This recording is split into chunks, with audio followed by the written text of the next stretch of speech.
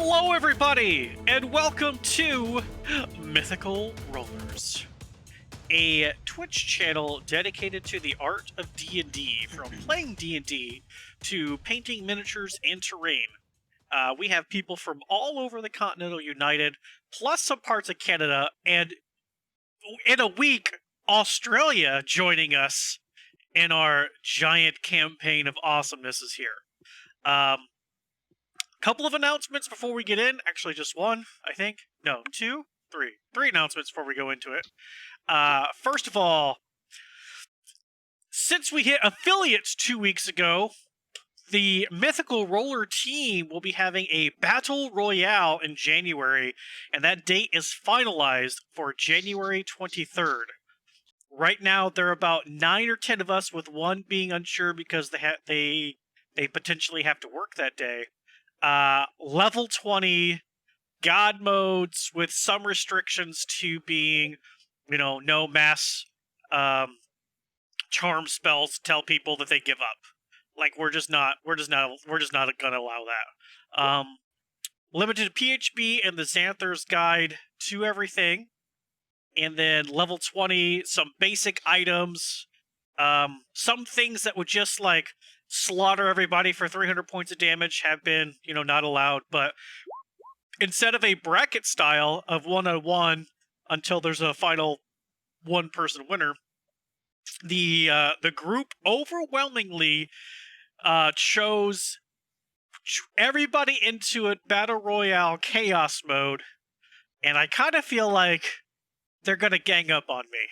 I feel like it's gonna be 9v1 pretty quickly, because I will be a player in that game, and one of our moderators will be the DM for that. So it's gonna be fun. We're gonna have a giant Coliseum style map.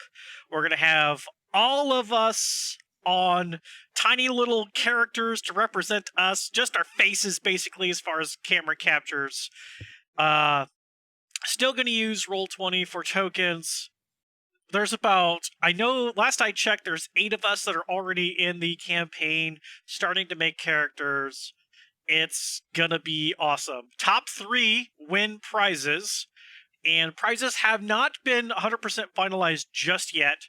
I do know one item for sure will be the in-character boon, and how that will work is that will be an item in one campaign.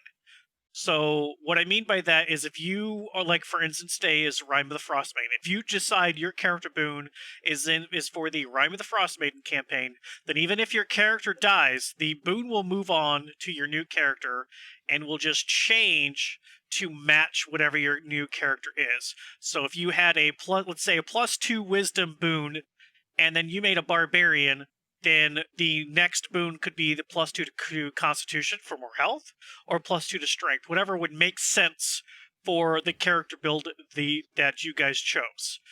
Or, if I end up winning, that boon goes to an enemy, and it'll bounce from enemy to enemy to enemy to enemy. So But it'll it'll only be bosses, though. I won't have, like, ice goblins coming up with, ooh, this one's got +6 dexterity, pow, pow, pow, oh, he's dead, better transfer to the other one. I won't do that. It'll be boss-level characters. That way, I think that'll just make it a little bit more interesting. And then I think we're looking at some physical dice that our partners over at Cephalopod Studios is going to help us out with, I hope. We'll see. We've been discussing some things. And I'm kind of teetering on a D&D book. And I'm not sure which book yet. I'm not sure if the book's finalized yet. I'm trying to see what the local shop has, because I'd rather, instead of giving Amazon our money, support the local shops. So I would rather do that. So we're not 100%. The boon is the only thing that is 100%, and I don't know if that's gonna be first, second, or third prize.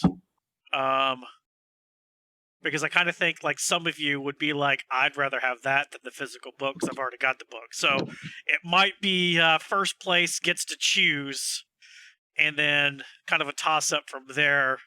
But the mythical moderators will figure that out as we move on. So that's coming up January 23rd. Be ready for that. December 18th, just a couple of weeks away, we're going to be having, instead of our one-shot Saturdays, it's going to be one-shot Friday. And this is going to be ran in a campaign style called GUI Cube, which another one of our moderators is kind of a part of and behind the scenes. He's had his hands in the whole creation of that concept. And it's 5th edition based, but it's their own world, own characters. He's got everything set up in Roll20 for us. I'm going to be a player in that. And then we're going to stream that. That's a whole separate thing outside of the D&D universe. So I'm kind of excited about that. And then we're partnered, because I brought that up a minute ago. We're partnered with Cephalopod Studios on Twitch. They are a painting stream. They usually stream every Tuesday and Thursday. But I know that with the whole pandemic going on, they've had some issues with their local comic book store. So the guy who normally paints and streams has had to be working a little bit extra. But he's a player in our Waterdeep game, and he has been painting miniatures and terrain for 20 plus years. He's been doing it competitively as well as just for fun. He is very, very, very good. He sells his own brand of paints, so if you're interested in that kind of thing, definitely go check them out. Twitch.tv/Cephalopod Studios. And I think that's it for me. Yeah, I think that's it for me. Rime with Frostmaiden is now bi-weekly, so if you were wanting to catch that schedule-wise, you no longer have to guess, since it's no longer, on a month-to-month basis trying to figure out a schedule. We are, from now on, here and forever, bi-weekly Saturdays. All right, so who of the 3 people that are here that were here last time wants to explain what happened last time? Kappa, go for it. Oh crap. Oh boy.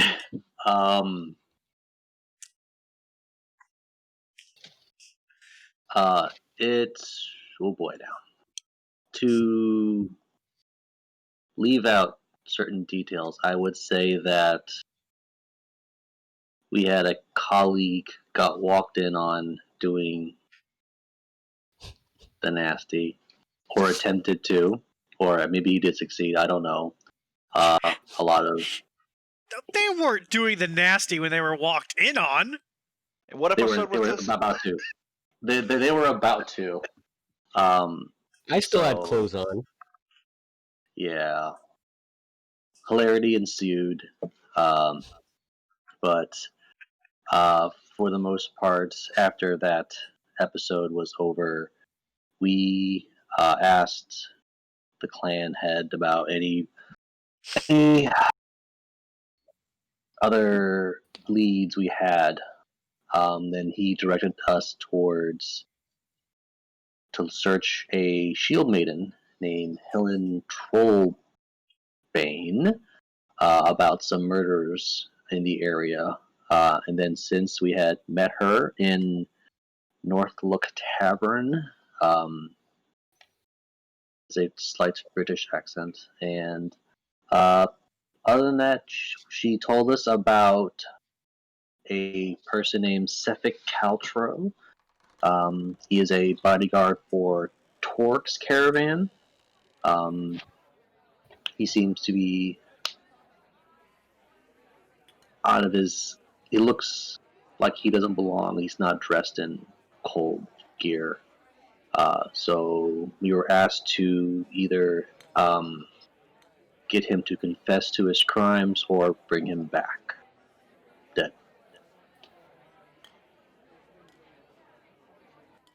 That's all I recall. I didn't really write down the details of our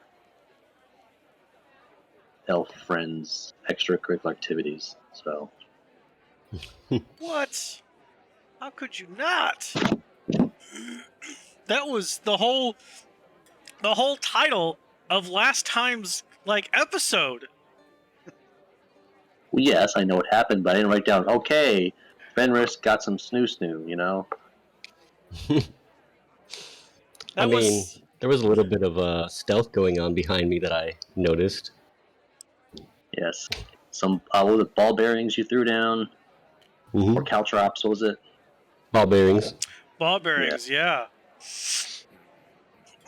So, I guess the a better way to I guess not necessarily a better way, but the Arclai kind of egged Thynar on to follow Fenris and the Drow, because Thynar is a dwarf from kind of around the area and is very confused how the Drow are A, above ground, B, not being slaughtered, and C, just walking around like everything's fine. So is not 100% trusting. And Arclai was all about just giving Thynar enough of a push to maybe Fenris is in danger. We have to go make sure he's going to be safe. He's our friend. And Thynar fell for that shit. Hook, line, and sinker. Failed stealth rolls later. Yes, they walked in on Fenris and this drow. Fenris still in the process of removing some clothing, but the drow in full, beautiful nudity. Thynar's the bear's face in scene. And there were, Kappa learned a little bit more about the mushrooms. Naval got to go to the Hearth and the Forge Master's Forge, and there they built a new rapid projectile shooter, which has what was the name that you gave it? Oh, I called it the Roulette Revolver. The Roulette Revolver. That's right. And they used a lot of different materials. And so this revolver, not only does it do normal piercing damage, but it has a chance, or it seems like each cylinder shoots a different element. There is a red one for fire, a blue one for cold, a dark purple one for necrotic, and kind of one that gives off dim light for radiant. And that was kind of the end. After they built this thing, Forgehammer pretty much told Naval to get the F out. Like, you're done tainting my workshop. I need to clean now. But Naval hasn't had a chance to figure out what it does. There's a chance that when Naval uses Ubok's tools, when forging, creating something from beginning stage to end, there's a chance one of his infusions will permanently attach itself to the item. And he was trying to get his rapid fire infusion to stick. Does not know if that happened. There was some sort of energy pulled from him, but the whole process in and of itself was taxing. It took the entire day, so there was just no chance, no opportunity to figure anything out. Next morning happened. The lot kind of got a common gear upgrade. Fenris, I know you asked for studded. I believe you should have studded. It was in the box. I don't know if we specified that because we were more onto the scale for Thynar, Halbert for Arclai. I think somebody got a shield. Yeah. See, so there were things you had asked for studded. I don't know if it was Mhm. called out, but if you do not have it, please add it was. to your.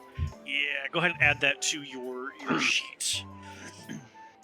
And so then, you know, in addition to that, the gold that he promised for bringing back Ubok's ring after vanquishing the Yetis, losing a couple of friends to them, and Kappa got to find out what happens to those friends. They become mushroom food.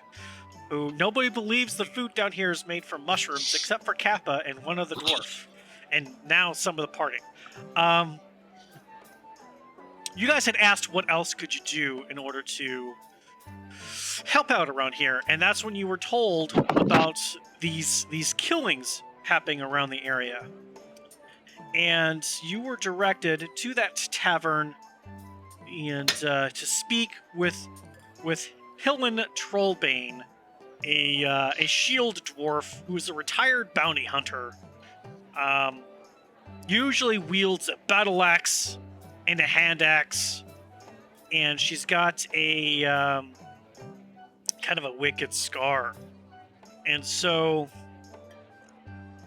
excuse me, she's got a nasty scar across her nose, and she was, you could kind of tell it's her based on that, and the fact she will probably be smoking a pipe.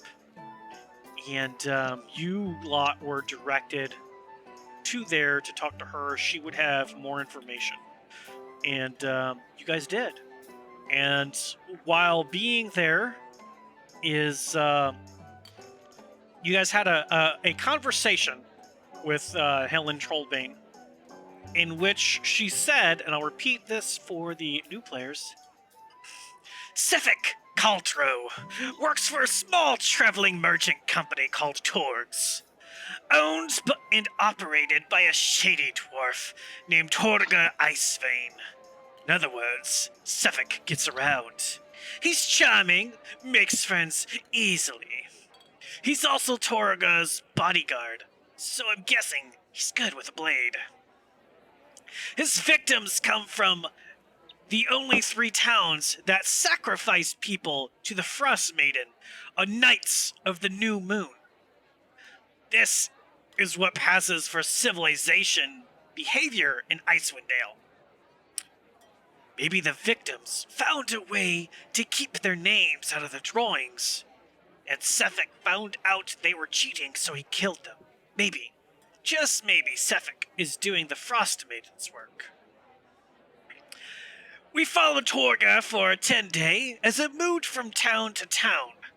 Quite the devious little enterprise, but that's not my concern. What struck me is how comfortable Sefik Cultural looked in this weather. No coat, no scarf, no gloves. It was like the cold couldn't touch him. Kiss of the Frostmaiden indeed. I will pay you 100 gold pieces to apprehend Sefik Cultro, ascertain his guilt, and deal with him, preferably without involving the authorities.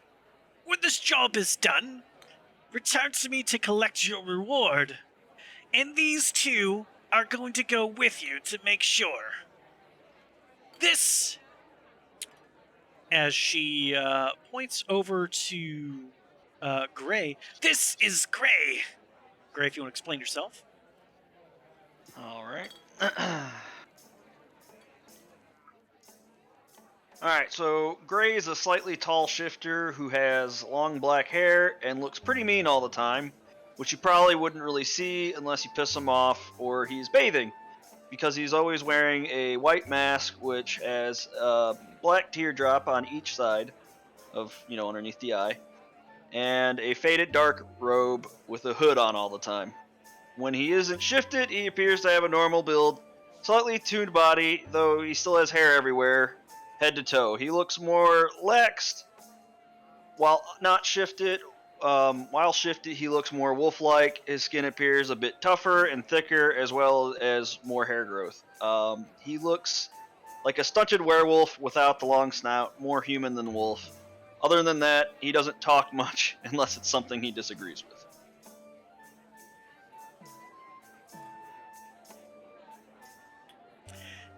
And this, she points over to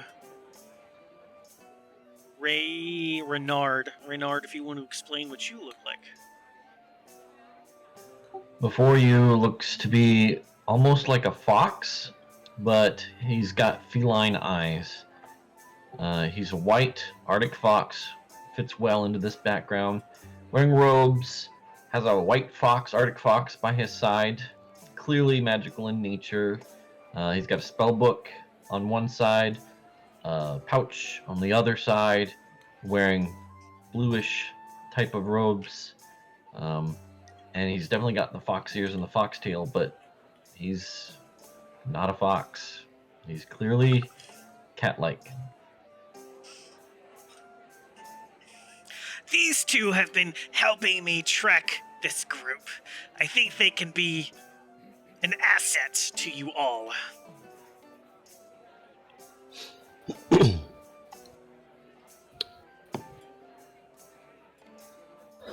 Well, if they must come along, I guess I don't mind.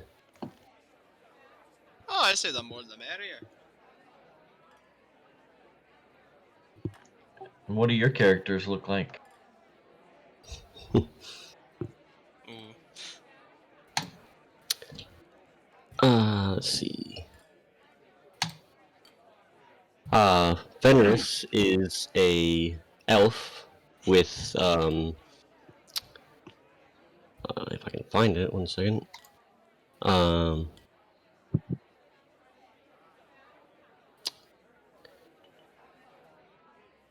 really can't find it right now. Naval, you want to go? Because I can't find it right now, where my description is. Yeah, I got mine pulled up. I'll go. Okay, so so Naval, so he appears to be a human. He has medium-colored tan skin with and he's decently bulky. He's got short cut hair on the sides, the rest grown out and put into more of like a pony. Same colored brown facial hair that's more of a stubble, if anything. Blue eyes, and on his left eye he's got a slashing scar. Let's see, what else did I have? And the eye itself looks fine, but there is still a scar as if he had been slashed there. And then did I have anything else? And as for clothes, he's wearing a ringmail top with thin white long sleeves. And he wears a blue type like flare cape. And on his side he has a gun, which will be discovered more later. And on his other side he has a bag. Bag. And that's about what I have written down, I believe. Yes. Okay. Ben, Alright, still looking? so no, I got it up now. Okay. So I'm elf. That's about 5'10" tall. Look fairly fit, but not like super buff or anything. I have slightly tan skin, short silver hair, silver eyes, and have studded leather armor on with a couple short swords at my side. That is all you can see, so that is it. Kappa? I was gonna say quick, another detail I forgot to add about Naval is that another thing he has on his waist is a hammer that appears to be smaller size that is blue and silver. Sorry, I just wanted to add that in. Okay. Kappa is, for all intents and purposes, you see a turtle in front of you. He, pretty simple clothing's, just kind of loincloth protects his goods. He's carrying a staff on his belt. You see a kind of a cool blue bag along with a very fancy meat cleaver. He has a few mushrooms growing out of his back. He has recently picked up a few burn scars here and there. Other than that, he's carrying a staff. And there's just an odd smell of meat coming from him. Something that's quite different. He has what appears to be a makeshift fin on top of his head and down the back of his shell, and it looks like a homemade prosthetic tail. So, and he seems to like to hiss a lot, which is weird. That's I mean, Kappa. it's normal for Kappa. Oh yeah, it's All right, well, I'm Thynar Oathmaker. I'm from about northwest of here, and I'm just a dwarf who's really good with the hammer, and sometimes I can do the occasional healing should the need arise. And so Thynar obviously is a dwarf, and through his winter clothes, got no idea what else he's got on him, because thick winter clothes hides a lot of things, other than his shield and the strange hammer that he would be holding in one hand, which is silver and blue marbled. And I'm not sure how much more detail you would see from where you are. And the kind of a tan skin, and then long dark red hair and a long beard that sticks out over the winter clothes, and the contrast is obviously striking, as the winter clothing, the leathers and the furs are all white, and they just came from outside, so they're covered in snow, but his beard, the red, stands out against the winter clothing, so he's got a spot of color with him.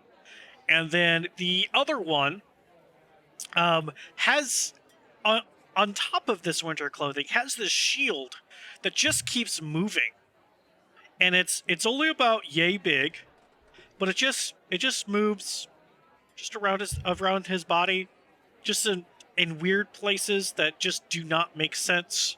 At some point, it'll cover his face before moving like on top of his head like a hat. This character is wielding an obvious halberd. But seeing Renar gets right up close to you, Renar, and goes, "Hello, my new furry friend." He's physically in your space. He's like looking all over you, like looking at you. He's very inquisitive, curious. He is blue-skinned. There seems to be some kind of a gill separation around the neck. He's bald. He's got one short ear, one kind of longer ear.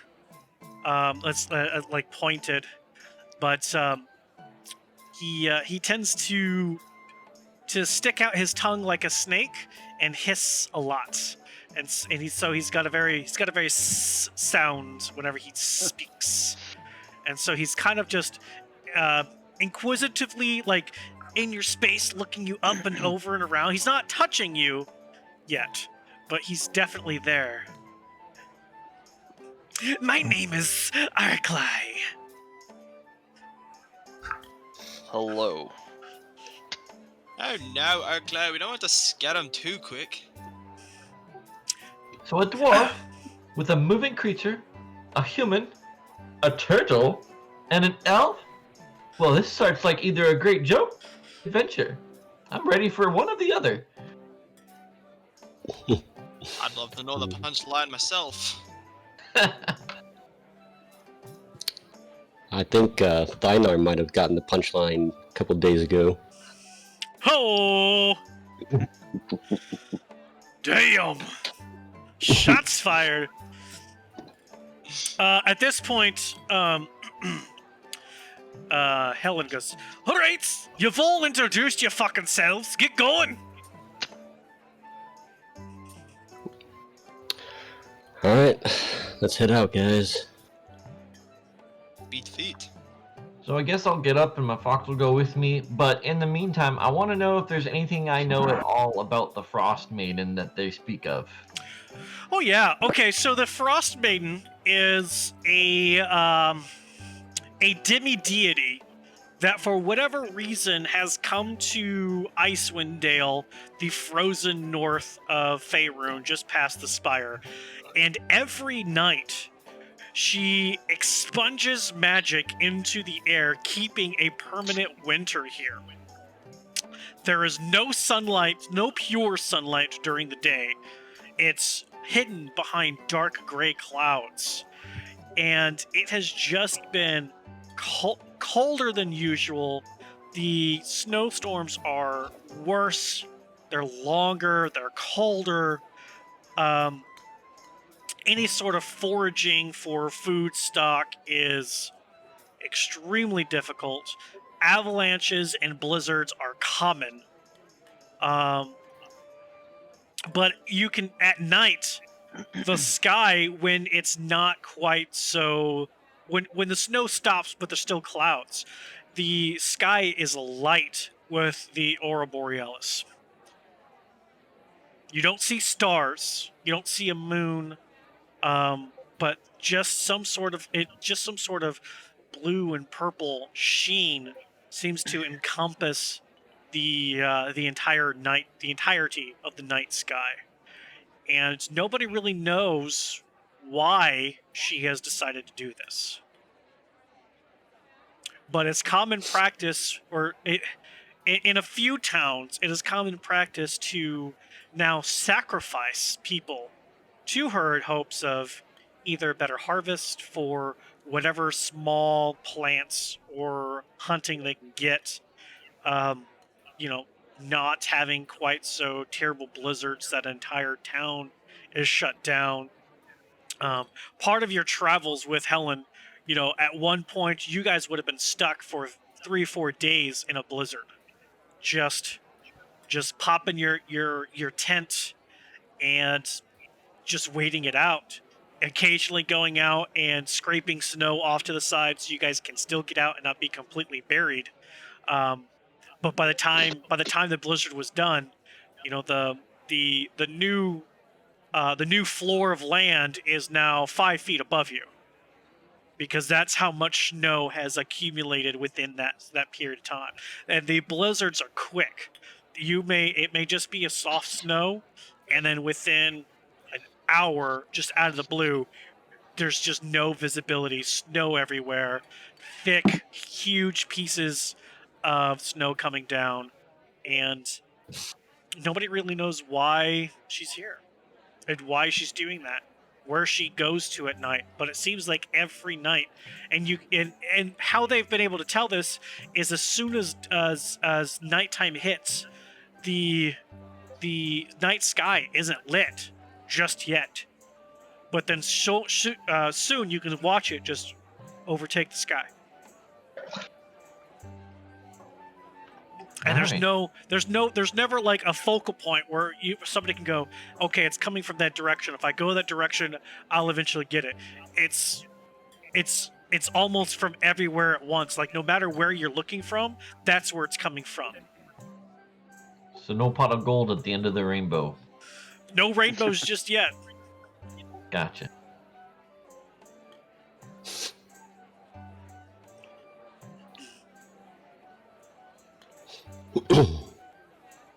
So who's the leader of your party? Do we follow everybody and go our own ways, or what? We've definitely been more or less discussing and or voting on everything in a way.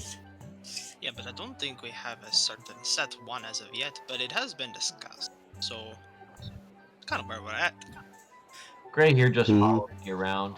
Doesn't say much, but he's a good guy. Weren't we also thinking of like a name for ourselves as well? Did we settle on anything We for that? were. Yeah. Right, Are you guys renowned enough? Well, I mean, we've done quite a few favors for the Battlehammer clan, who's local and well established in most of these parts. Ouch! Ouch! Yeah. Mute yourself, Kappa. That noise is murderous.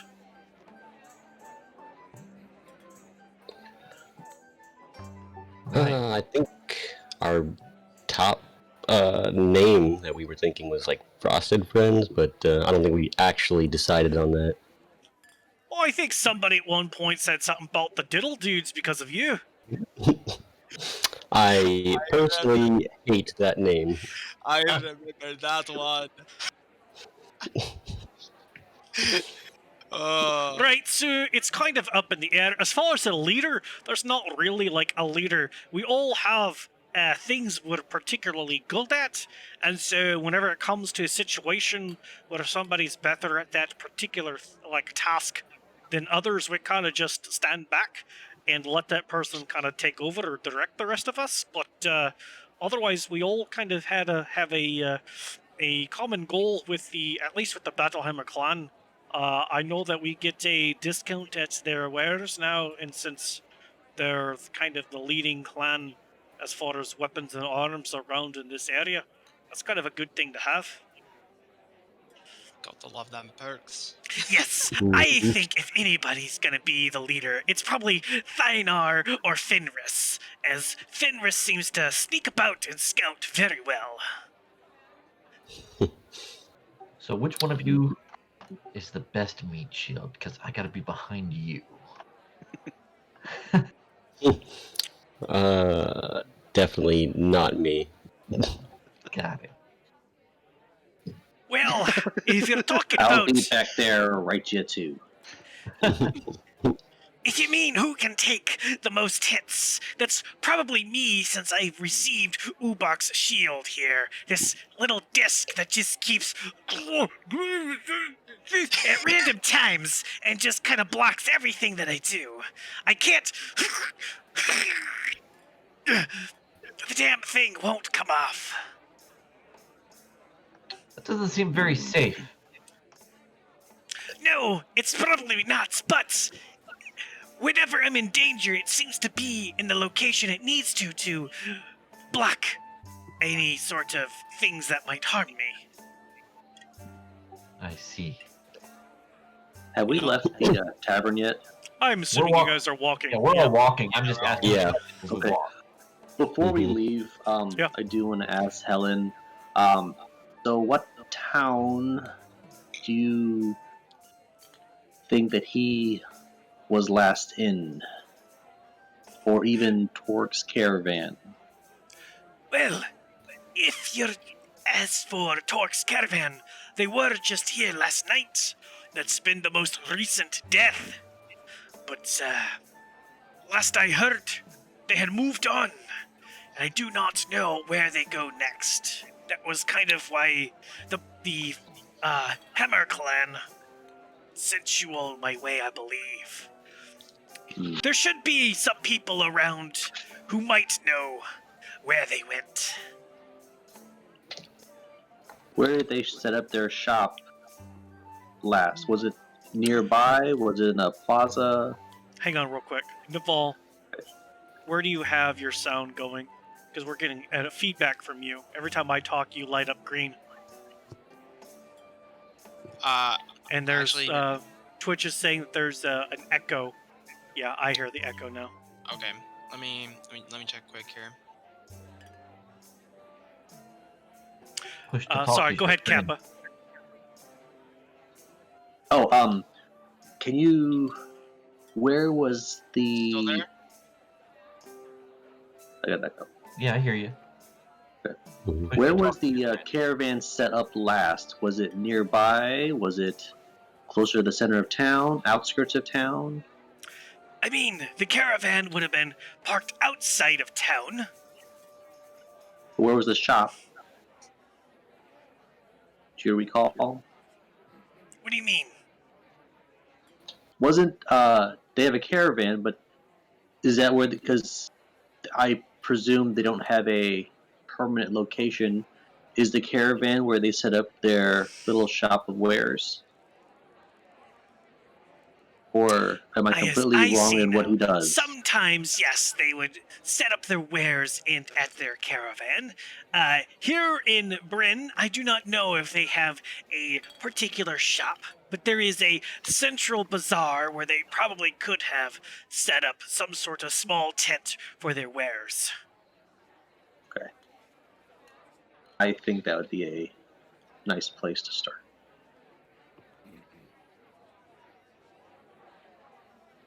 So we're we're trying to find out the location of a caravan that this Sethris guy might be at. Yes. Yeah, they just left town, so we need to figure out what direction they went and follow them. Who's good with people? Not I. Gray just remains silent.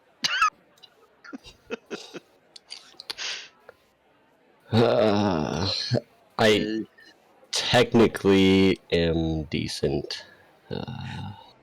Arclight will get up really Good. close to you. Renard goes, I'm good with people, don't you think? I disagree as I step back. What?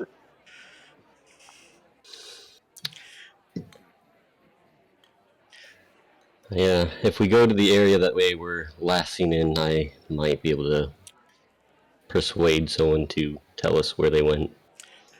I can Investigate? restrict myself from being so close to people if that's the thing that I need to do. Oh, something just tells me you have this personality that people don't appreciate. So maybe you're not the best. I could be mistaken. I could be. But I'm just thinking maybe not. He's very assertive in his personality. I Don't already like worry, this Reynard guy, Renard. that's for sure. You and I will be friends soon enough. Okay. We shall see. I won't put up. Out of character, because Arclight is no longer here, Arclight is a charisma-based class. He's a paladin. So if somebody's going to be talking, if you're trying to metagame as far as who should talk to somebody, Arclight probably has your best chance. That's Mm. concerning. I was just not trying to metagame. I was asking No. who's good with people. Well, because you haven't been here, that's why I'm asking, or that's why I'm telling you, if, as far as metagaming wise, Arclight's going to probably have the highest persuasion. However, like somebody else had said, he has a very aggressive personality, and so some skill checks would be harder for him, which should be easier. So it's up to you all what you all want to do as far as that is concerned. I'm just giving you that information. And that's fine. My character personally probably doesn't think so. That's good. That's perfect. I mean, the current situation, I would agree with that because that's just how Arclight is. So leaving the tavern and kind of heading towards the bazaar. Well, there's actually, yeah, the bazaar. Let's do this.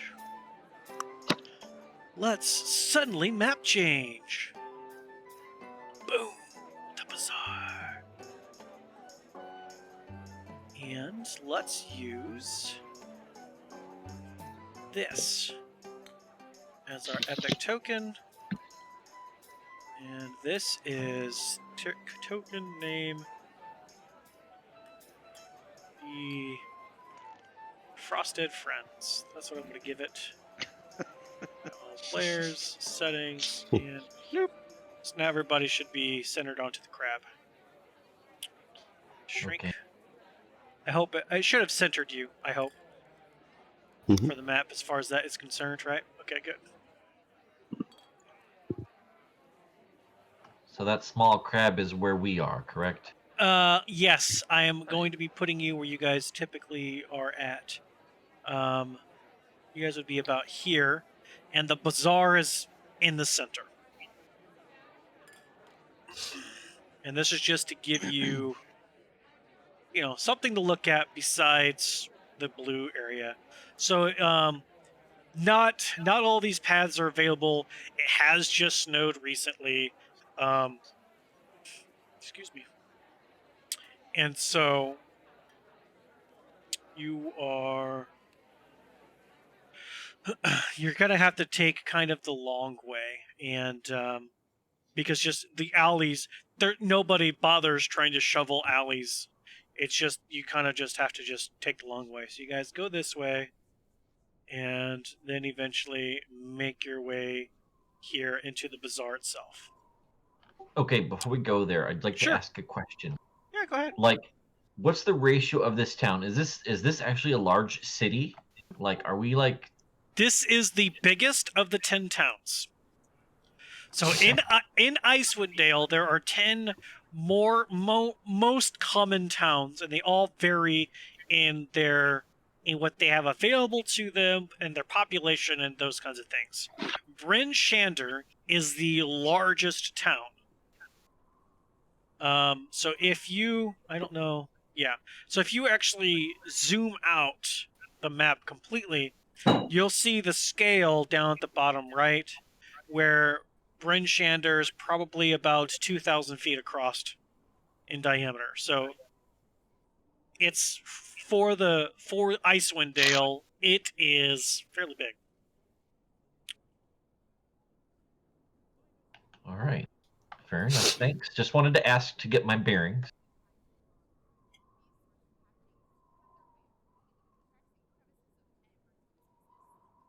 Or are we at the town center? You can put us there now. I was just asking on our way. No, you're good. You're good. Yeah, no problem. So coming into the center of the town, you do see there are a couple of tents that are open, and there would be 2 tents. There would be a large, probably, and by large I mean maybe about 40-foot diameter purple tent, which for this area is large. And outside of that tent, kind of flapping, is a long, tall banner that says Madam Menageries. And the other tent is relatively small. It's maybe 10 feet in diameter. It's open.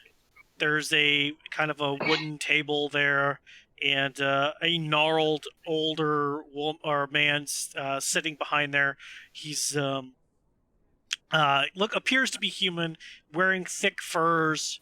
He's got a wicked scar, and he's fresh fish. Get your fish.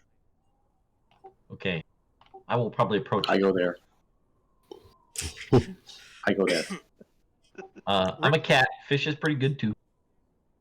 Okay, so Renard and Kappa, as you two walk over to that, kind of getting probably even about 10 feet or so away from the table itself, there's a strange odor coming from the tent. It smells. Is the odor It offensive or? It smells fishy. Boo.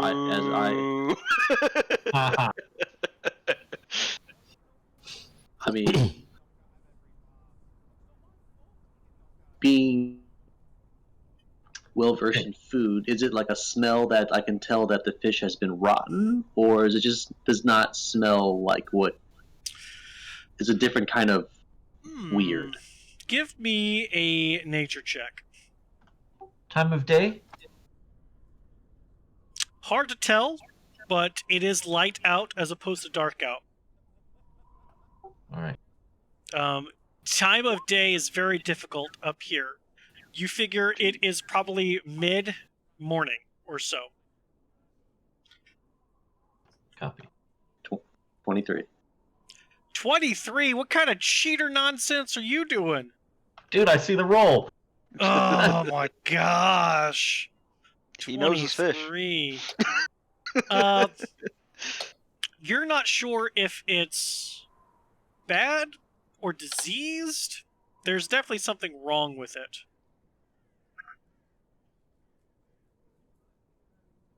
It definitely smells bad in some way, but you don't know if it's rotten, diseased, or if maybe the guy himself just stinks. It's kind of hard to tell at this point.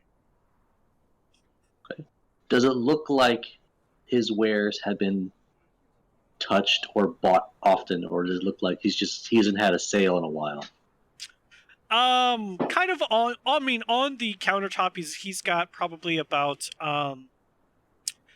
probably about four different types of fish, and then you can, as you're getting closer to him, you can see in barrels behind him are more fish, but they're just kind of packed in snow. There's no ice. You don't see any like blood or anything in the snow. The snow appears fresh. Mm-hmm. Okay. But it's hard to it's hard to discern if it's the fish, if it's him. Okay. Oh, yes! You gonna buy some fish? I got some fish here. Possibly. How is business good? I mean, I sell fish.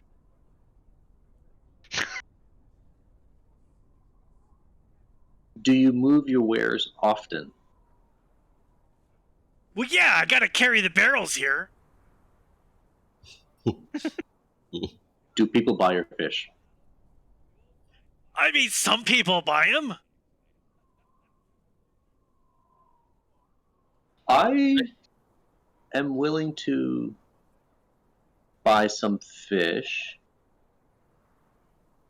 in exchange for some gossip, information, possibly. Give me a persuasion check, Turtle Man. I'm going to investigate the fish as well, myself. What are you trying to So look I'm just for gonna about look fish? at the fish to see if there's anything unusual about them. I may not have the nature check, but I'm just gonna look at these fish and see the smell.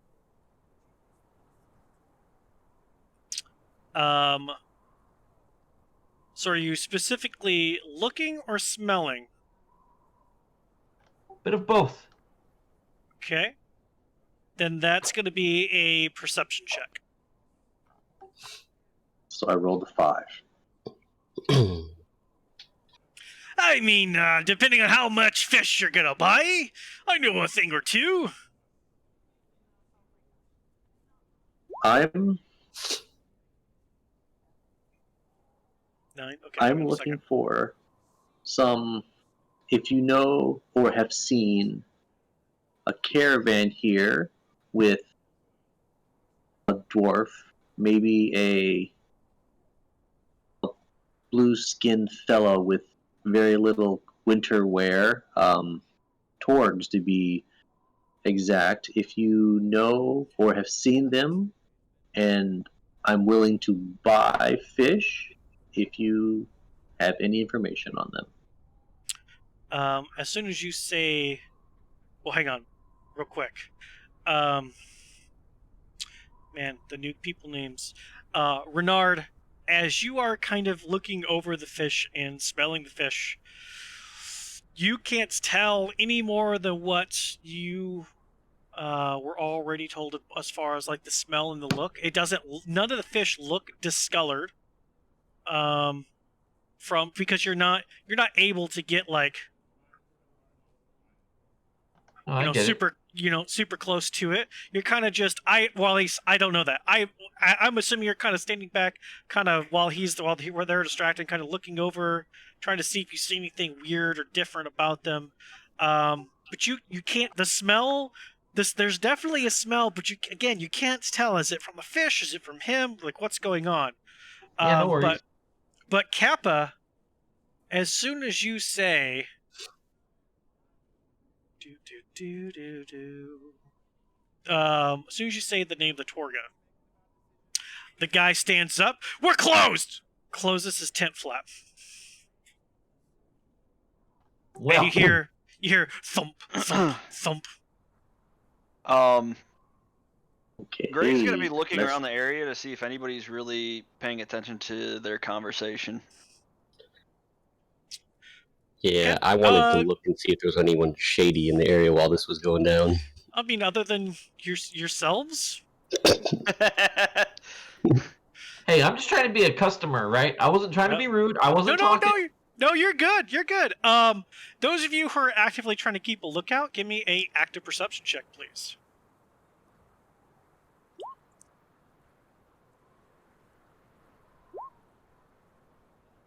Well, damn. Jeepers. Mhm. Ouch. Naval, you are just, man, this gun looks so fucking awesome. I can't wait to have a whoosh, reason to whoosh, Oh yeah, baby. whoosh, Nice. whoosh. Oh yeah. Reason to You feeling use lucky, it. punk? I'm like, Do ya? Oh, I'm like yeah. twirling it a bit. Oh yeah, you're just woo, off in your own a whole new world.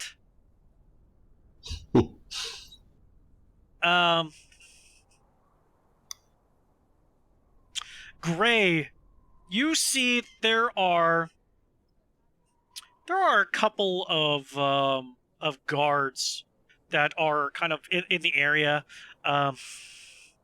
Some of them are huddled over probably about 3 foot tall, 1.5 foot wide metal bins that fire is coming out of. They're kind of doing one of these numbers. Some of them do walk around. You've probably seen about 2 patrols, and just kind of in this area about 6 guards. But to you, you don't see anything as far as like a shady character. And Fenris, you see the same. You see pretty much the same. You haven't seen like anybody looking around or sniffing around that appear like they shouldn't. Let's say nothing that catches your eye as being of the shady sort. But as soon as the flaps close, you guys hear thump thump thump thump thump thump thump thump thump thump thump thump. I'm gonna tell Kappa. I was like, well, that's not very good business practice. Yeah. Torg seems to be a slight sensitive subject here. Let's not mention it next time. It is what it is. Let's go back to the others, because he obviously ain't talking. So we regroup and kind of give them a little quick brief of what the dude did when we said Torg. Yeah. Let's hope that this other place gets as lucky. I don't know. Madam's Menagerie. Are you sure you just didn't maybe mispronounce it or something? Maybe it was the fin. Sometimes the fin is kind of kicks off to the side. He smelled odd anyway. Him, his goods, whatever. Not interested anymore. Oh, New shiny. Really? I would have bought some fish. I mean, yes, with your cleaver, you could probably fix it right up. Are you a cook? Yes. Ah, I see. I need to do some pretty magical things with this cleaver. Oh, hi. Very much. I'll say you could do some magical things.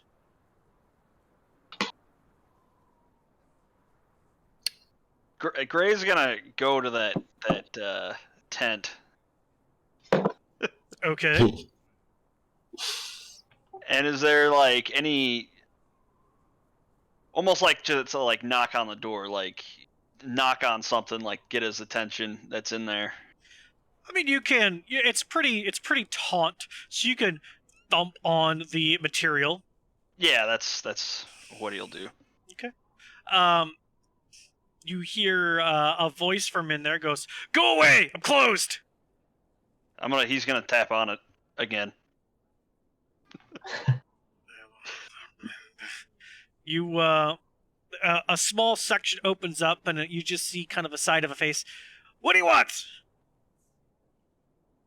He just motions his hand to like come out. Go away! I'm closed! He's gonna bang on the thing again.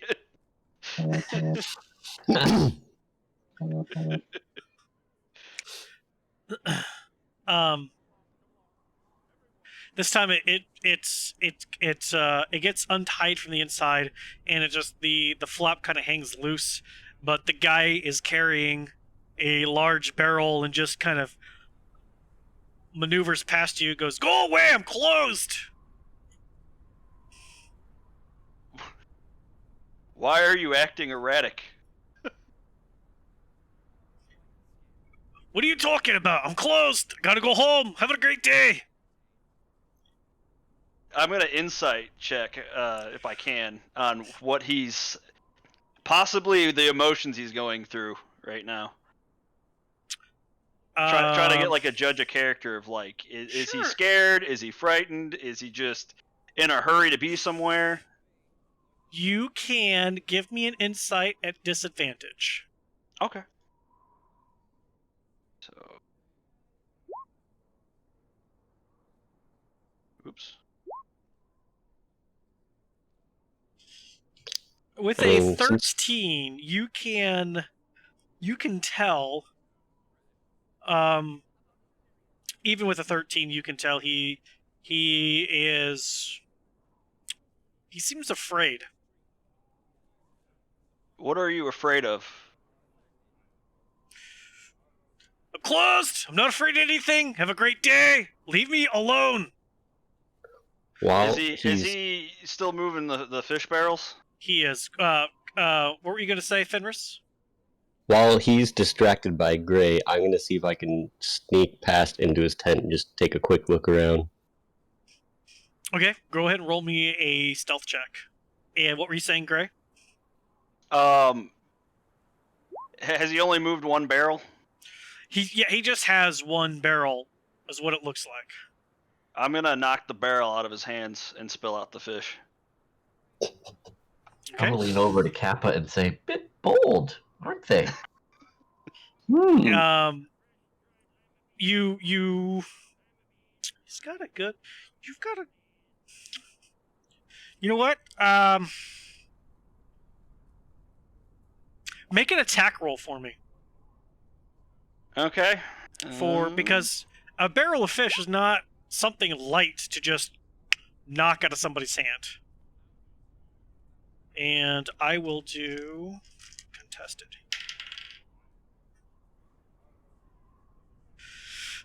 Okay, as you're talking to him, and just put your hand on the barrel and kind of you kind of like doing these numbers, like 1 inch palm technique. No. The barrel falls over. It actually cracks against the ice on the ground. Kind of sloshy snow and fish goes everywhere. And he goes, Gods! I'm being mugged! At this point, the 6 guards that are in the area, plus a patrol of 4, are rushing your way. But we'll stop right there. As Fenris, you sneak into this tent. First thing you see is there are 3 other wooden casks that seem to have had some sort of lid or something hammered back onto them. There is a table and a very basic chair. There's no floor coverings. It's just on the ice. It's a little bit warmer in here than out there, but I mean, even he was again still in his full thick winter outfit. That's about all you see when you come in here. Can I like look under the table, see if there's any like chests or strong boxes or just papers of any kind sitting around? There's no you can easily see there's no papers. It's just like a couple pieces of dried timber that have not even wooden like fastening or metal fastening. It's got wooden fastenings. It's kind of rickety, slapped together table. There's no drawers. It's not very fancy or extravagant in any means. It's just literally leftover scraps that were put together. It looks like it could have at one time been the side of a boat that was just damaged and reused, and that's based off of how you guys got here. Kind of the breakings around the edges is very familiar as to when your guys' ship crashed on the glacier. All right. Well, might as well pull up the lids of the barrels and see if anything in there other than fish. They are. So you're gonna have to do some sort of prying. They're like a piece. They're like a piece of wood that's been hammered down into a very small area. So you're gonna have to get something to pry.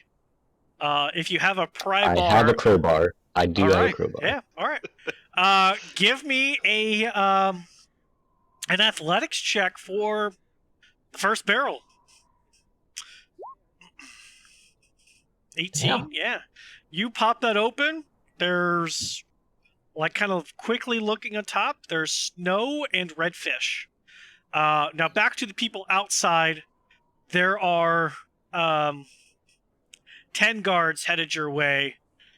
It doesn't take them long to get there and goes, "Oi! What's going on here?" For the record, right, I stepped back to the party with Kappa. Jeremy's character went to there, all right? Yeah. And he goes, "This guy right here," damn it, voice. "This guy right here, he's like, I told him I'm closed. He keeps banging on my tent, and I'm trying just to get back home with my goods, and he knocks the bloody out of my hands, spilling the product everywhere. He's trying to mug me." Who mugs a fish merchant? Well, the guard, one of the guards goes, "Apparently you do. What are you doing?" He was acting fishy, to say the least. And I went to help him with his barrel. And I might have put too much power behind it. Too much help. Give me a deception roll.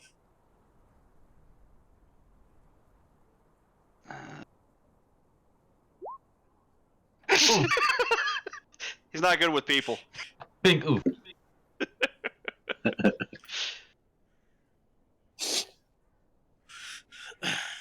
All right.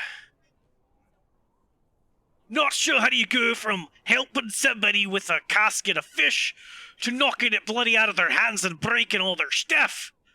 So either you can come with us and spend a couple of nights in jail, or pay the man what his wares are worth and be on your fucking way. Oh, sure. Or sure to which one? Oh, I'll pay for his barrel. And I'll help him pick up his fish. No, not just the barrel, the wares. Right, that's 10 gold worth of fish right there. Sure, do you I'll need pay any it. help? I'll pay it. Can I take the fish? I'll pay it. Oh, Yeah, give me the 10 gold. Wait it. Done. Is it okay?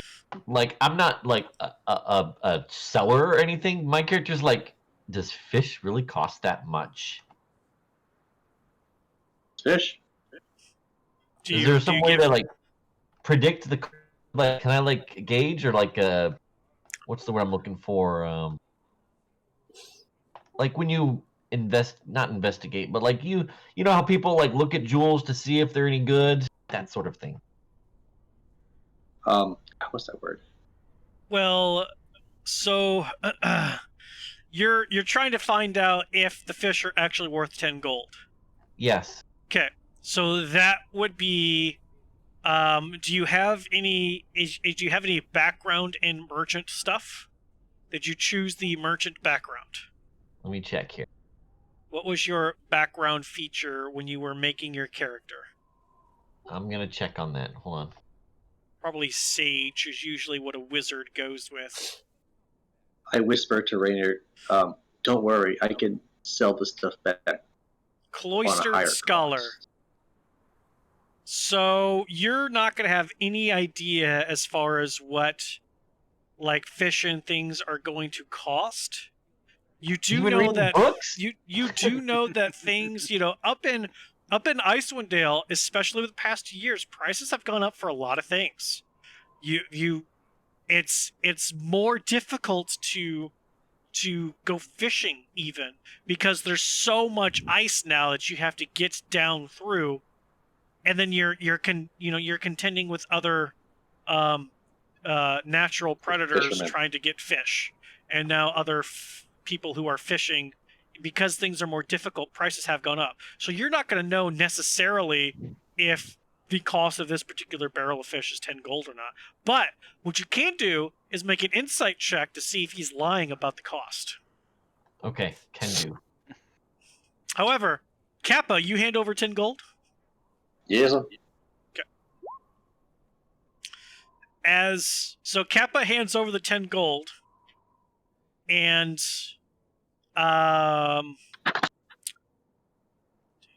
man, names. How much fish is that?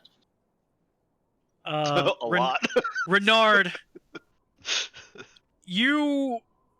it's kind of hard to tell, but you do believe he's inflating the price somewhat.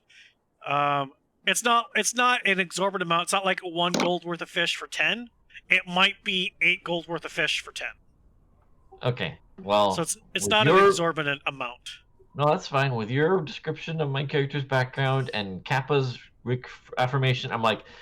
With my insight, I'm like, well, if you say so. I don't think so, but if you say so, you got it. Go, boy. Right, now, leave me alone! And he takes the 10 gold, puts it into a pouch inside, and starts walking away. Hold on. Mister. Yeah, hold on a minute. No, the guards are like, no, you're all gonna have to wait, so there's no more future trouble. He's gonna be on his way. You're all just gonna wait here, nice-like. I was just gonna ask him if he could help me pack up my fish, and while he's doing that, he can kind of tell me which fish is which. That's all I wanted. No, I'm leaving my... It's only one type of fish that came out of that barrel. And but still, can you tell me what you make from this fish? He's gone. Oh. He did not stop. He is trucking. He is booking it, and you guys can kind of see about here. And just as he's going around this corner, he starts taking off running. And the guards are like, all right, that's kind of weird. We're going to give him a few seconds here. You all go about your business, and if I see you all a lot try to follow him, you're all going to be spending a nice night in the icy jail. What if you're trying to discover a culprit of a murder?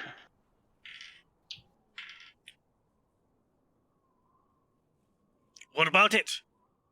Are you the guard? Have you joined up the ranks? I serve a different purpose. Apparently, to pick on poor people who are just trying to work with fish.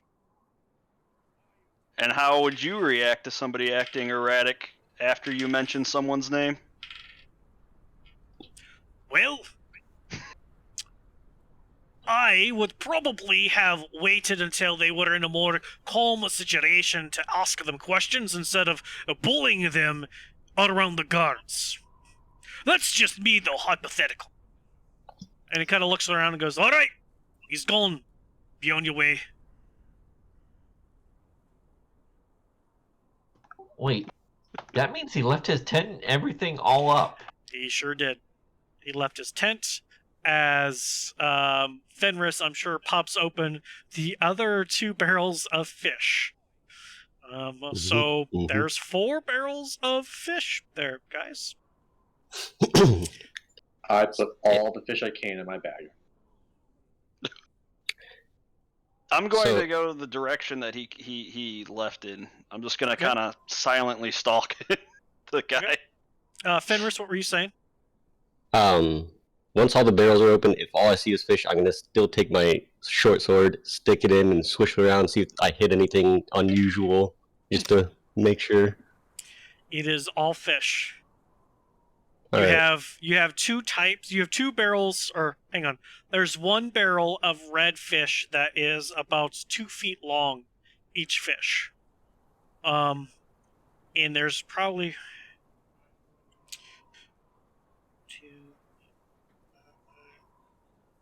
there's probably about 35 fish per barrel, give or take.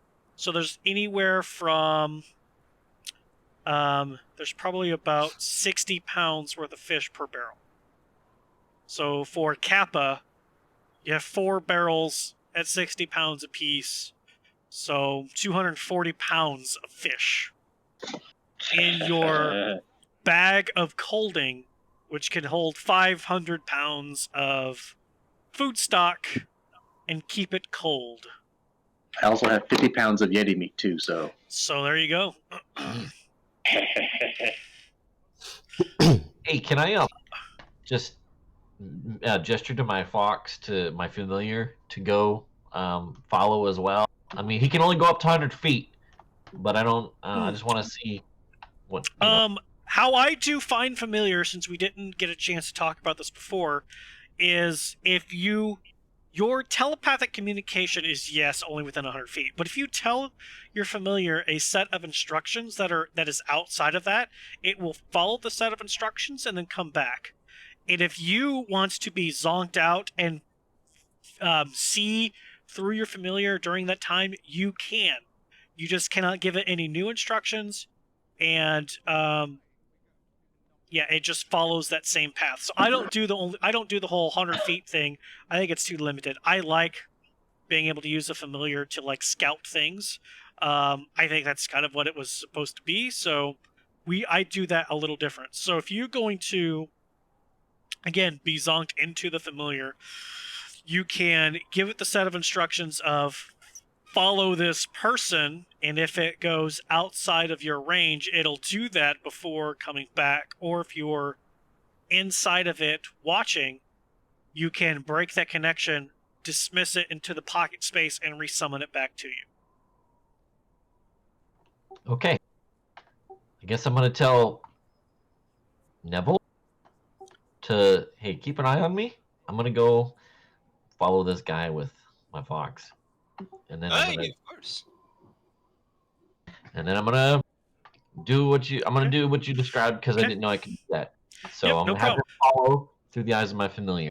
All right. So, Naval, you watch as Renard kind of puts a hand on your shoulder, and then like the rest of his body kind of goes limp, and his normally blue eyes turn white as the fox kind of looks back at you, wags its tail a little bit, and then takes off in a small canter towards where Gray is going towards, and that is over here where they saw this guy. Kappa, record? you're collecting a bunch of fish. Fenris, what are you doing? I guess I'll just keep an eye out, make sure no one's like watching Reynard, and everyone who's just standing around isn't like doing anything weird. Sure. While we're just sitting here. All right. Thynar is going to help Kappa collect the fish, because keeping open a bag of colding and tossing fish in is going to take a long time. So he's kind of like tipping the barrel and kind of helping that whole process just kind of slinky down and in. Arclight, though, is going to be going, hey, Naval, don't say anything, as he gets all up into the fur of Renard, as he's like, oh my gosh, this is so soft, Naval. Hey! So soft. Arclight, you're being quite rude. You mean he's out, but come on, don't be up in all of this man's business. Not there. All Look right. funny. All right. You're right. You're right. I shouldn't be doing this, but he's so soft. I So get that. soft. I understand you're wanting and I understand the temptation, man, but you can't just beat up in a man's furs when he's clearly out of his own body at the moment. I mean, when he comes back, it'd be the right thing to ask him nicely. Right. Ask nicely. That's the trick. Okay. Ask nicely. Ask nicely. And he's like still scratching like the ears and just and he stops. Okay. He stops eventually. Oh, speaking of that, just out of curiosity. Yeah. Like, am I like? Do I feel like, well, like for example, if someone stabs me through with a knife, would I So notice? You did feel all that. You did feel yourself being pet.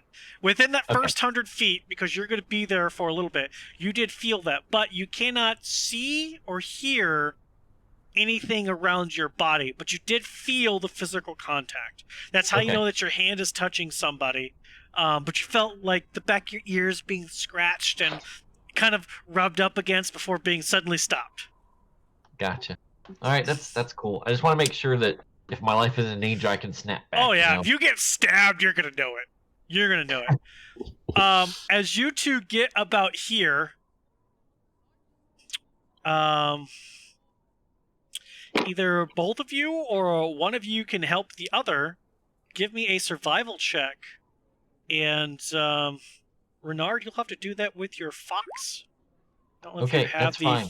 fox added to your D&D Beyond or not yet. That's fine. I was gonna say this real quick though, before I got distracted with nothing against him feeling me up. Wait, not that man. But what I'm saying is, What?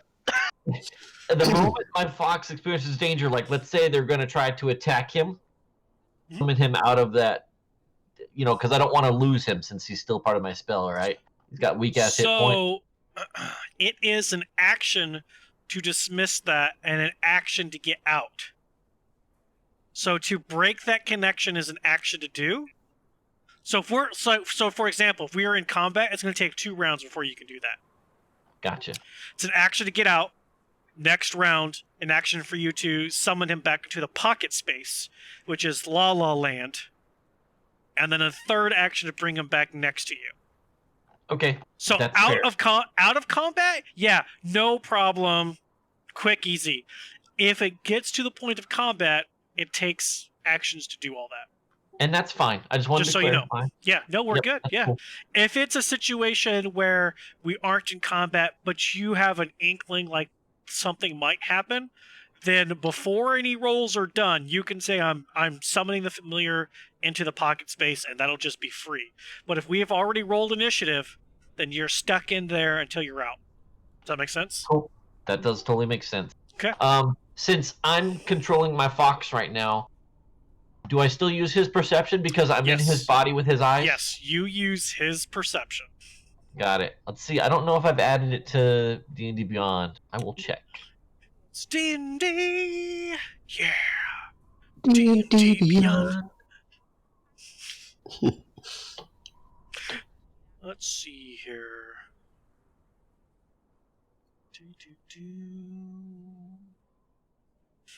I don't see him. Neither do I. Fox. So I'm just gonna assist. Make a check and assist. If you reload your character sheet and click on extras, he's suddenly there. Right. Okay.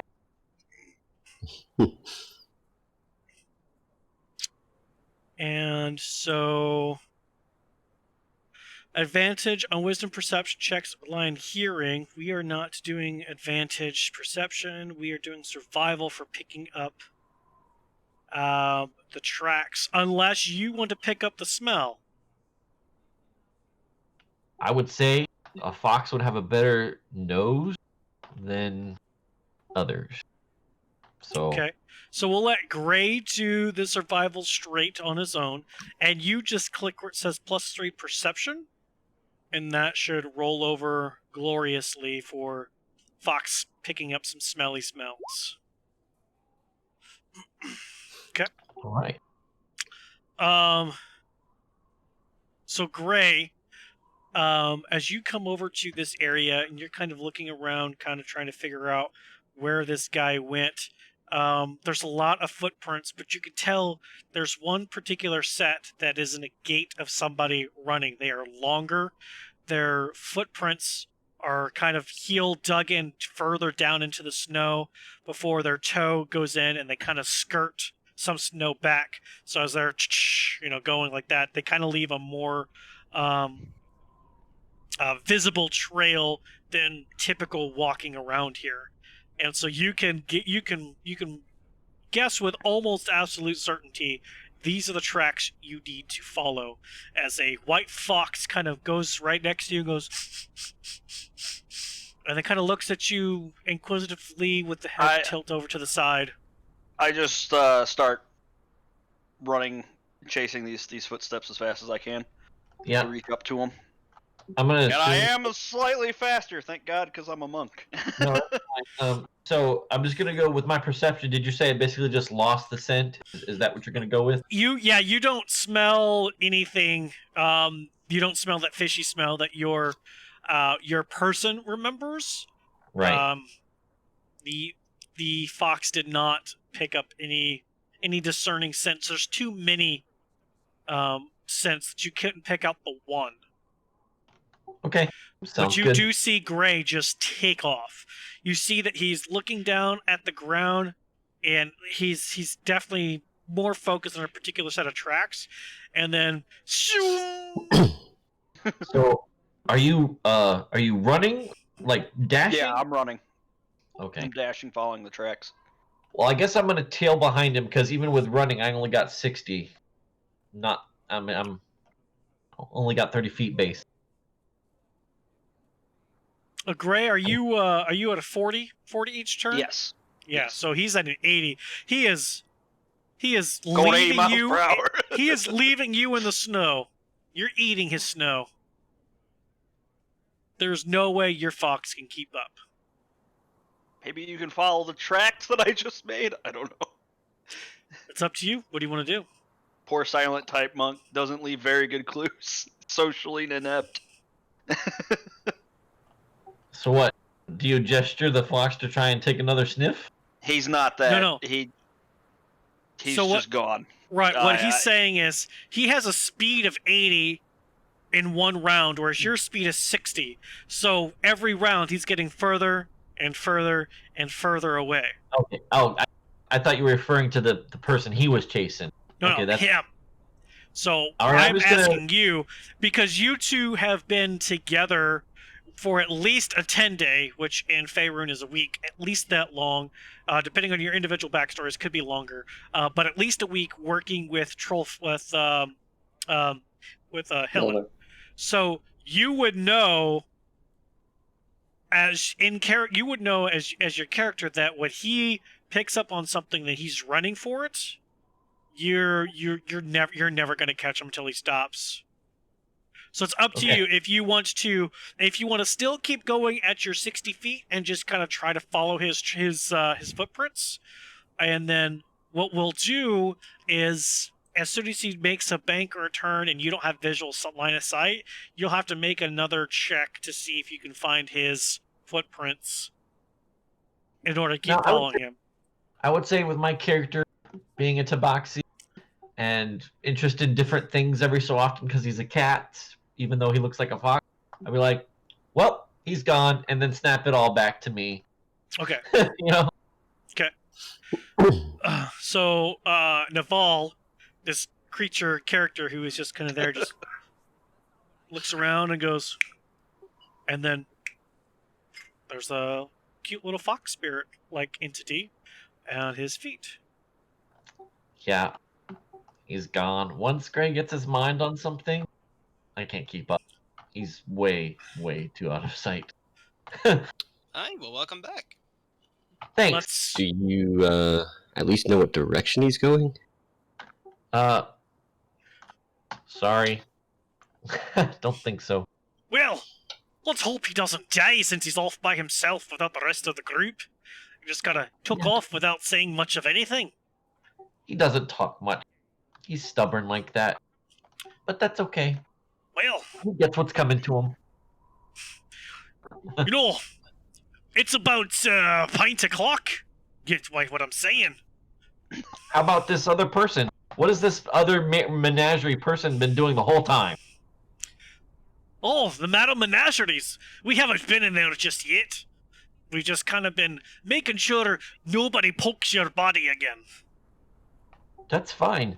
I say, if We Gray go is in there. doing his own thing, we should probably pursue this other outlet and see if we can maybe get some information out of that person. Right, okay.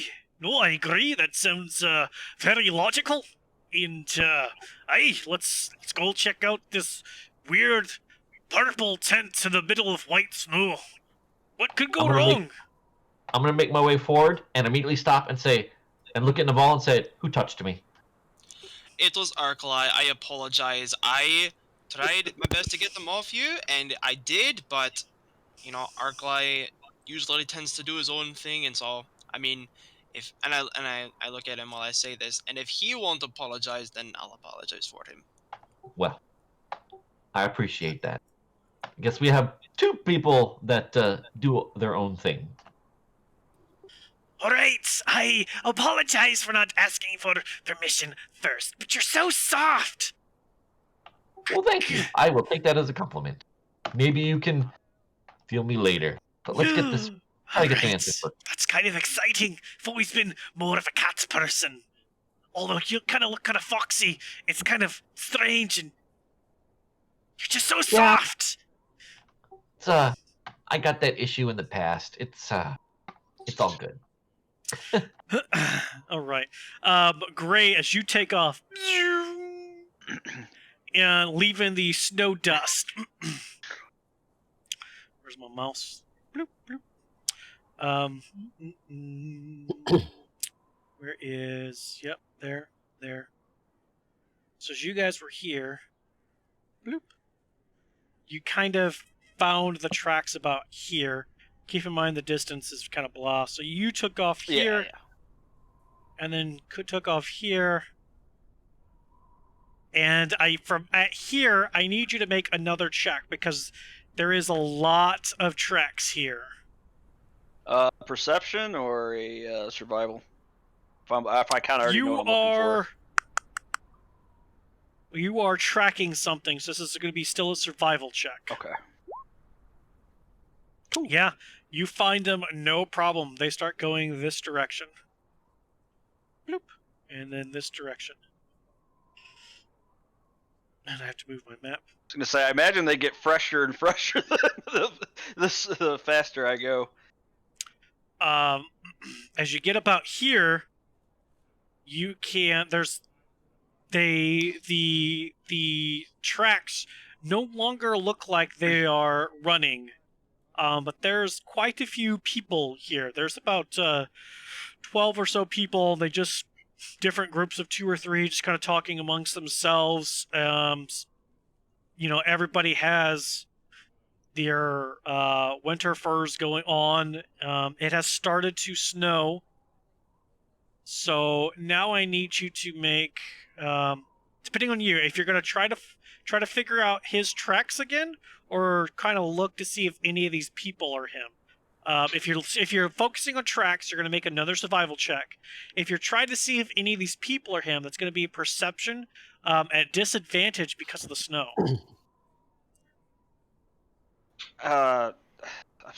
Sorry, run that last bit. Yeah, no problem. So as you're coming here, the tracks have changed from running to walking. But Okay. There's a bunch of tracks here. There's about 12, 20 people in this area. Some of them are groups of 2, groups of 3. Everybody's wearing snow furs, and it has started to snow. So if you are trying to pick up either one of 2 checks, I'm going to allow here. Either one, you're going to go back to survival, trying to find which set of prints are his now walking prints, or a perception at disadvantage because it's starting to snow, if you're going to try to find him in the midst of all these people. I'm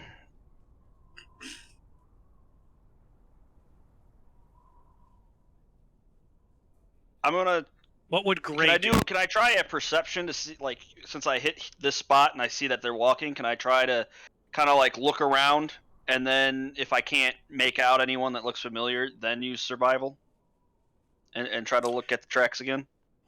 So I'm gonna say no for one reason. It has started to snow. The tracks are disappearing. Okay. So you're here at the tracks. You've got an opportunity to keep following the tracks or make a disadvantaged perception check to see if you recognize anybody by their winter clothes. Because at this point, because it's snowing, everybody has their hoods up. You don't particularly see any faces I'll that do make the- sense. I'll do the I'll do the survival again, and Okay. then Give me yeah, just we'll a see- straight we'll go from there. survival.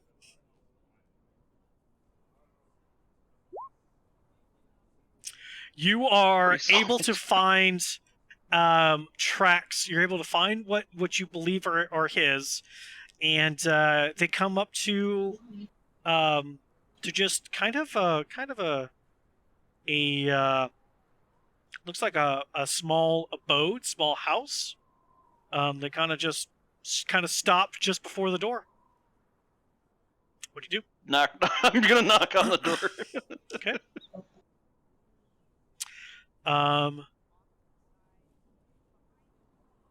Knock on the door, wait a couple seconds. Doesn't seem to be any response. I'm gonna listen in the door, see if I hear anything. Sure, give me a perception check.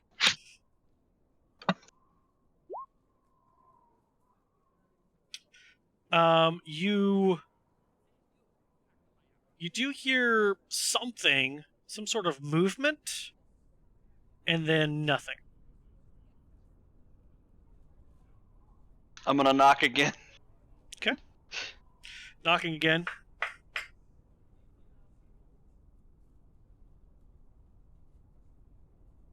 Nobody seems to be answering. Is the door open? I'm gonna try the handle. The JCPenney D&D door is not locked. I'm gonna walk in. Okay. as you open that door and you kind of walk in, kind of one of the first things that hits your senses is fish. Old, obviously at this point spoiled fish. Disgusting. Like coming out of the river, half decomposed. You just wish that whatever would have started to eat it just finished eating it. Rotten, nasty fish. And then kind of a weird smell of iron in the air. As you walk into what appears to be kind of a small multi-purpose room, there is a small brick fireplace on the opposite side of the doors you're coming in. There appears to be some sort of bucket in the corner. Who knows what that's for?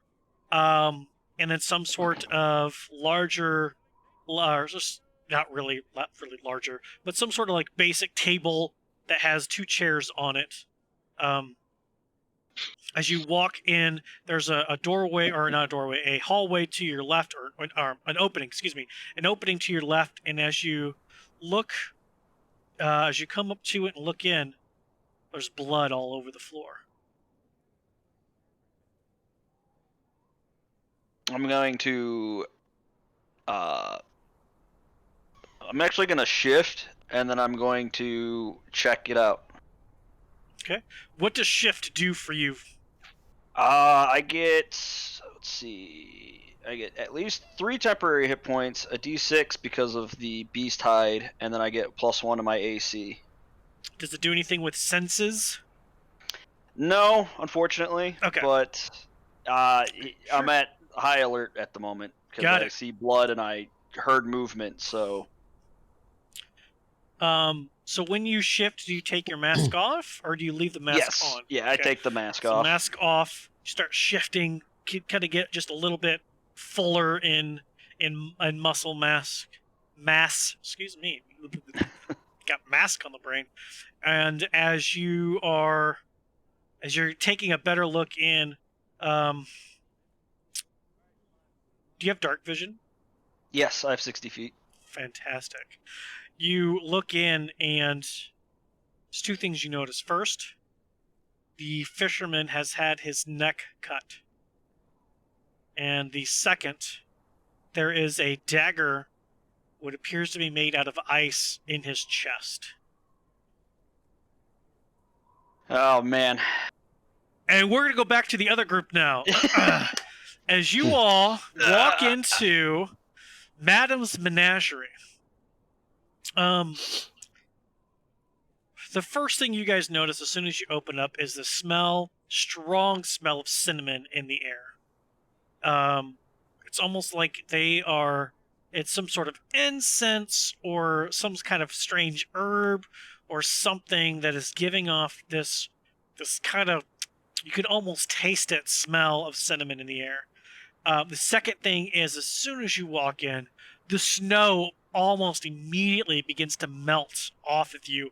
It is hot in comparison to outside in here. So you guys are starting to sweat because you're going from one extreme to what seems like another.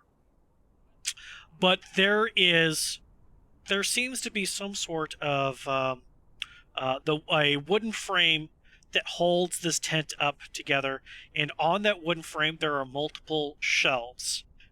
It's 3 tiers of shelves that completely encircle this tent. And then the only opening is kind of in front of where you guys had walked in at. Up into what kind of looks like the rafters of the tent where all the wooden frame kind of meets. There are a couple of birds actually that just kind of are staring down at you. One of them appears to be some kind of snowy owl, or at least white feathered owl, shorter than like a barn owl, so maybe a pygmy owl. And the other one is kind of this bright orange parrot, maybe. And on those shelves, there appears to be kind of folded in half teepee style pieces of paper, and on the opposite end of where you guys are at is kind of this small pink, kind of like a lounge chair kind of situation, and sitting in that lounge chair is a small female gnome. She's got 2 like pigtails that come up and over. She's got bright green hair. She's got little freckles on her face and these bright purple eyes, and she looks over at you all, goes, "Hi, welcome." So I got to ask you a question. Certainly. So, does my character know anything that might, like herbalism, not necessarily herbalism, but like arcana-wise, that might use cinnamon and all these owls? Like, does it seem very wizard-like? You know what I'm trying to ask? I mean, cinnamon is used in both cooking and herbal remedies, and you are familiar with familiars, so it's possible. Okay. Hi, what can I do for you?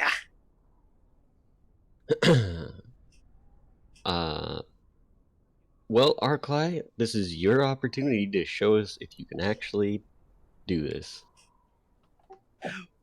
What do you mean by do this? I mean, talk to her, get the information we need. What? Are you sure? Somebody said I had a aggressive personality before.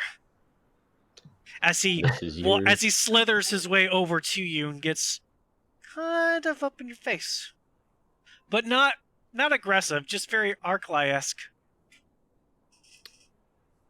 Your chance to prove him wrong. Me? Arclight's chance to prove you wrong.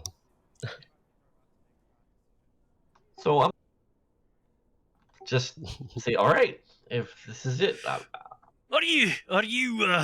you sure that's kind of like the correct call there, Fenris? I know some of your mental faculties aren't there because you've been diddling the drow, and I hope that hasn't like completely taken all of your mental capacity there. But Arclay, like, are you sure that's the right call here? Like, okay. So while they're having this conversation, yeah, I'm gonna look at this gnome and be okay, like, these are some very pretty birds. I'm just making idle conversation, sure. and I'd like to introduce my fox. This is my mill. I don't have birds, but I have a fox here, so I just want to say these are nice Oh my birds. gosh, that fox is so cute. Right? I Thank so you. love him. I so love him. So, are you looking to buy things, sell things? What are you here for? What do you sell? You guys can still have your conversation. I'm making small talk. I sell items of arcane infusions of my own design. So I get very interested. Really? Because that's totally something I'm interested in. Oh, really? Do you have Yeah. anything that you've made? Unfortunately, I'm not good at crafting. I'm gonna learn, but I'm not crafting right. So, Thynar, all I was trying to do was give Arclight a chance. If he fails, then I still have a backup plan. That's all I was doing. Listen, all right. Listen, I just thought, perhaps, Arclight can kind of rub off weird on some people, even after all this time. He's kind of weird still, but I he's mean, been he really was able handy. to convince you to follow me. So Wait, how do you know about that? you were very obvious. But how do you know that it Hence- was him who did the convincing and not me who convinced him? We were worried about you, sir. It doesn't Drow seem have like the- something you would Listen, just have the Drow idea have- to do. Drow have this ability to ensnare your soul. I was just trying to look out for you, but it appears you've already been sunk hook, line, and sinker. The fishing line's already been pulled in. The fish has already been caught. You're done. You're done. Like, she's already got you. I asked you to just give it a chance, and you All right, definitely have listen. not done that. All right, you're correct. I sort of mistake, right? Okay. Apparently this is up for you here. Although our new fox cat friend is having a wee bit of conversation. Do you remember what we're asking about, Arclay? Yes, I believe I do. We're looking for information about that caravan. All right, yeah, that's off you go then. I'm just gonna be sitting back here with my hammer in my hand, and he starts. Oof, oof, oof, oof. He starts just keeping it circling. As the noble woman and Renard are having this conversation. Right, so you're interested in like enchanting things? I think that would be an outstanding thing to do. What brought you into that, style of life anyway? Well, I just kind of did it one day, and it just kind of worked. And so I've been like studying different magical things and seeing if I could take their effects and put them onto other things or strengthen them.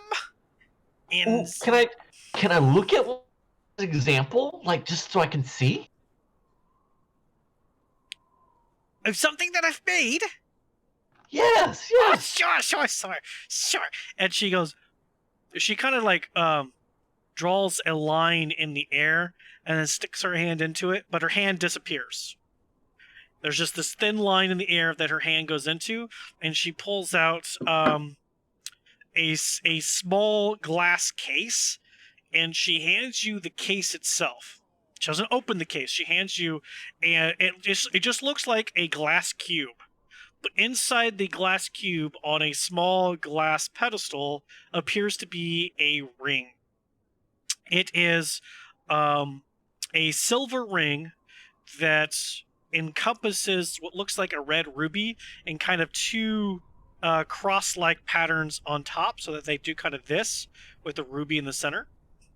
And she goes, this here, this thing that I made, this is one of my favorite things. You know, sometimes when you're doing a spell, right? And you have to think really hard on that spell, otherwise you'll lose it.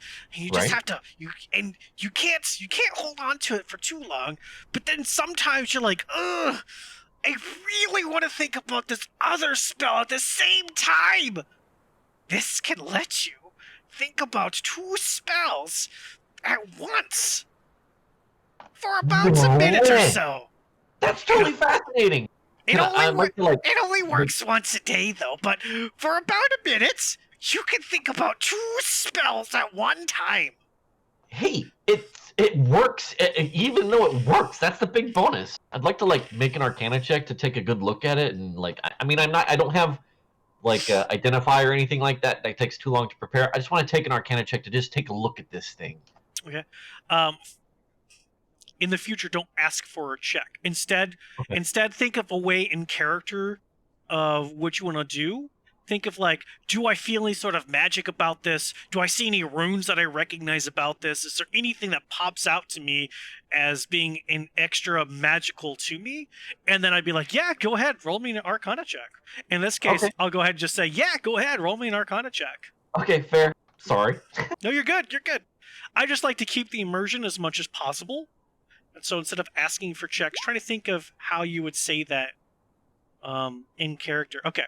So as you are looking, and that's really as you're kind of looking at this thing, as you're trying to focus more on it, the glass itself that this box is made out of kind of skews your vision a little bit.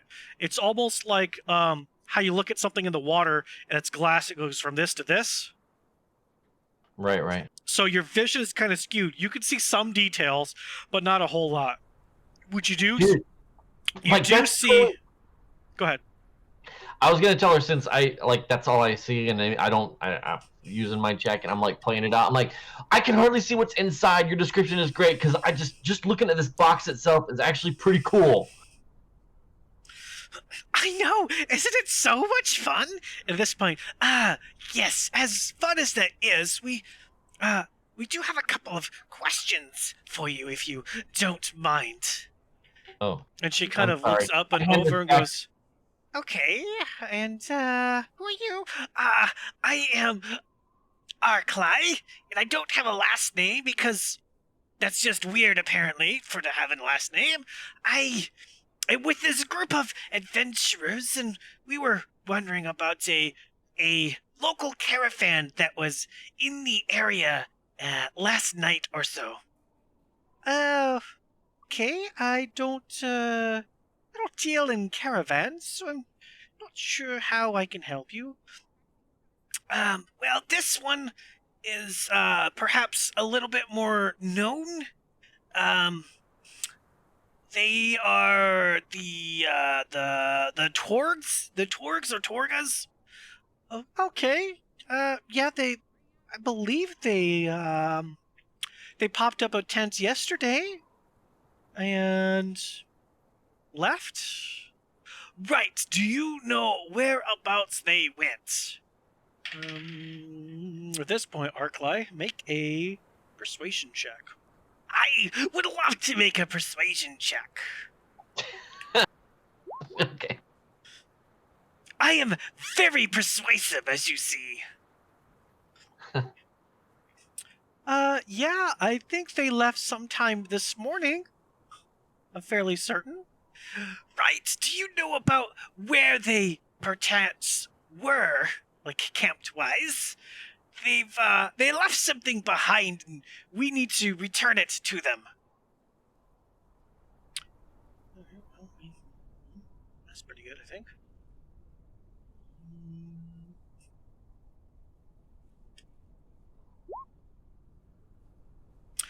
Oh Wow. yeah, they were probably just outside the east gate or so, I think.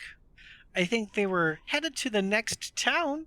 I'm afraid I don't know much more than that, but I would think that a caravan, there should be some remnants left if it's not snowing. Right, snowing.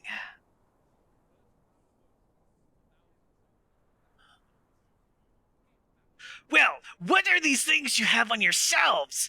I'm so glad you asked. These, which I was just explaining to this very furry fun friend here, these are all the things that I make. There's a piece of paper with what it's called, what it does, and how much it costs. Okay, so you kind of like make things and you sell them. Yeah, that's what I said. So, like, what kind of things? Well, I was just explaining to, again, the fun friend here, before you interrupted our conversation, about this ring that lets a magical person able to think about 2 spells at the same time. Is that only for, people of the arcane, or would that work on somebody with divine magics? Oh, I don't see why it wouldn't work for either. It's all about the mental capacity. Oh, well, that could be handy. I could alight my halberd with all kinds of fun things then. And how much is that beauty? Oh, that right there is only 10,000 gold pieces. I politely hold it back out to her and say, "Thank you for letting me look at it." Oh, you're quite welcome. And she takes it, and as she takes it from you, she she kind of motions around, and then her hand disappears back to that thing, and then she seems to like zip whatever it is back up. That's a pretty fancy storage space, ma'am.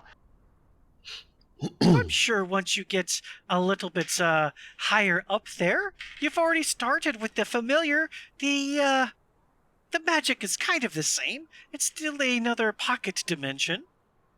You just have to tap a little bit better into that area of magics. With more practice, I shall perhaps do that as well. As Thynar looks over at you, Fenris, all right. You were right about this one. That's a pint I owe you. My mistake. Yeah, he can do it well sometimes. I'm not saying every time, but sometimes. Aye, sometimes is right.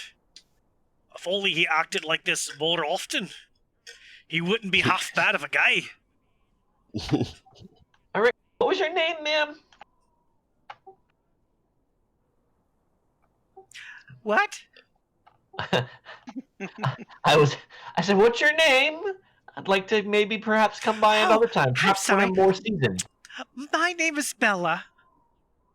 What a glorious name. Well, you have a wonderful day, Bella. Why, I shall thank you. depart. Me and the fox are going to go back outside and just kind of chill. But you so funny. Ah, you so funny. You so funny. I gotta get used to the cold again, even though I got fur. Is there anything Fenris, Kappa, Naval that you guys are doing in Madam's menagerie? No? No, I probably would have stood by the door and made sure nobody else came in while we were having this conversation. Possibly pushing him out. I'm surprised Naval didn't go bonkers with all the stuff inside here.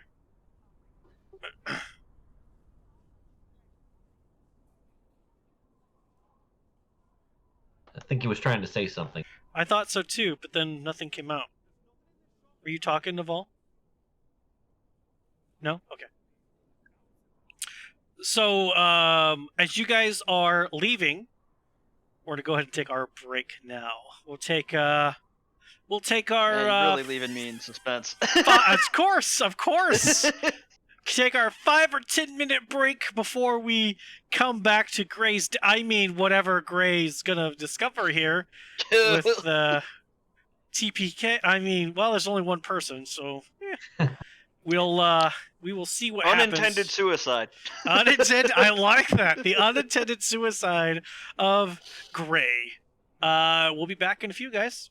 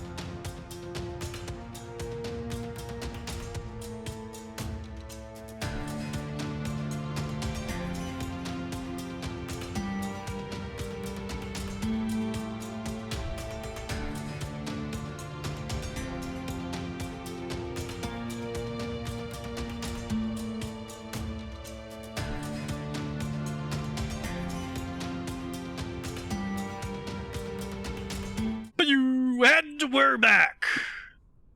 All right. As the group of friends leave the Madame's Menagerie, we will cut over to Gray, who is seeing this person dead, seemingly dead, throat cut, puddle of blood with what appears to be a dagger of ice sticking out of their chest. What does Gray do? So he's going to look at the blood to see if there's any blood droplets anywhere where maybe somebody would have gone after slicing his throat, and the blood maybe on the person's hand or something might have dripped on like the wall or anything. Give me a investigation check. Not a strong suit, but not bad. Let's see. What did you roll? 15. You don't see any trail that leads you to believe that something has blood on them and left, but you do see that on the other side of this room there is an open window, and snow is currently falling inside the room.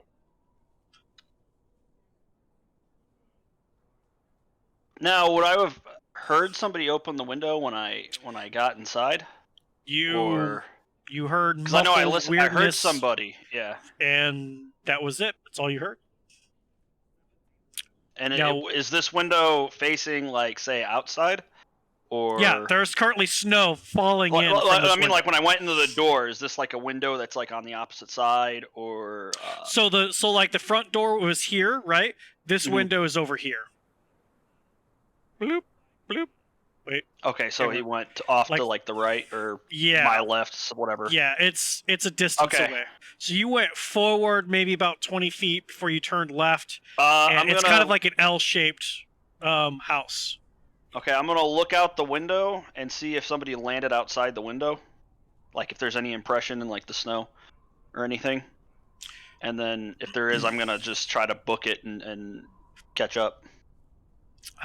It's pretty difficult with the snow falling down to see anything. You can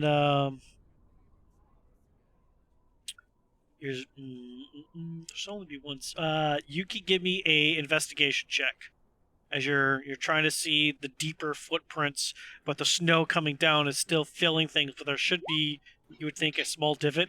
You do see. I'm just rolling you do, high. Yeah, you do For real, see. dude.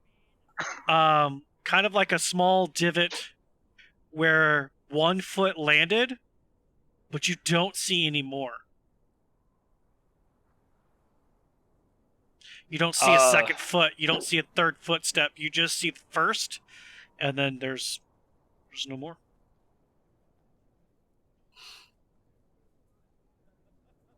But you're All right, well, you're inside the building, I assume, looking Yeah. out. So snow's yeah, coming I'm down. gonna go ahead and climb out. All I needed to see was the divot to start. Okay, so you're gonna Going. jump out the window, Yeah, basically. and you're gonna try to keep Vault going. out. Sure. Yes. Okay.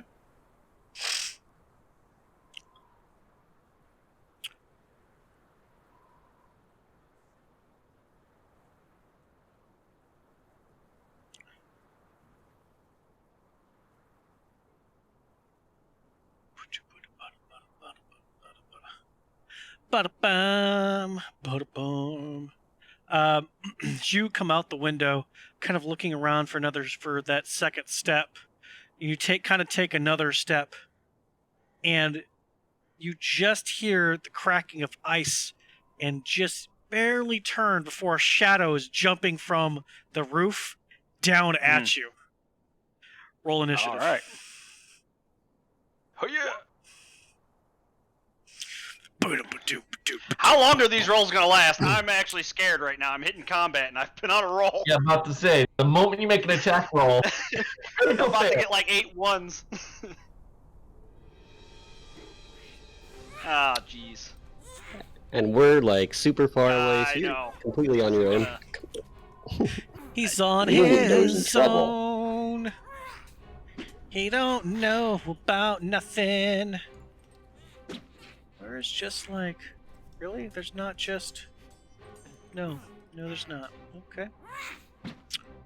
Not just a regular How many old... turns will you say I have left on my shifter form? Because I started right when I saw the blood, and it lasts a minute. I would say you have 30 seconds left. Okay, so about 5 turns. Because you've taken some time to look around, but even you're looking around, you're very quick, methodical. You know what you're looking for. You don't see it. You don't see it. You do see it. That's strange.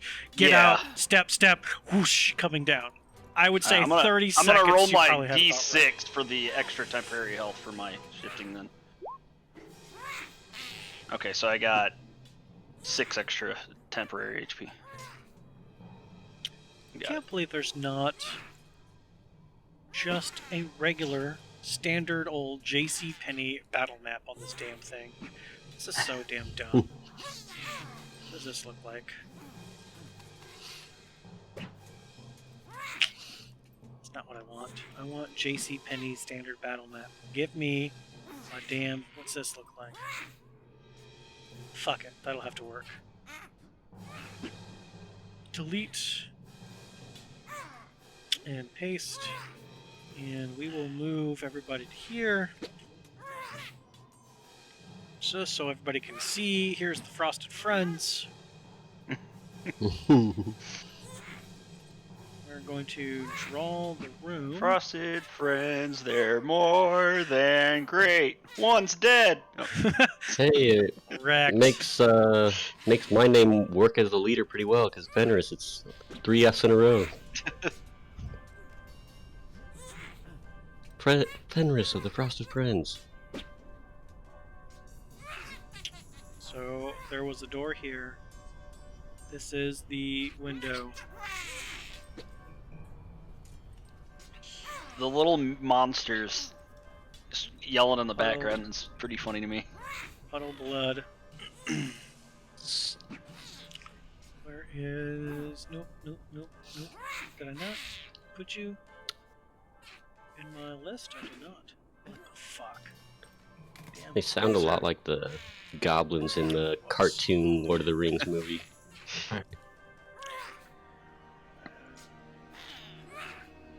Move you to here.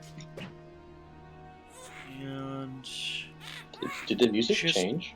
Yes. Yeah. I just hear wind. Turn it up. There's people attacking. Yeah.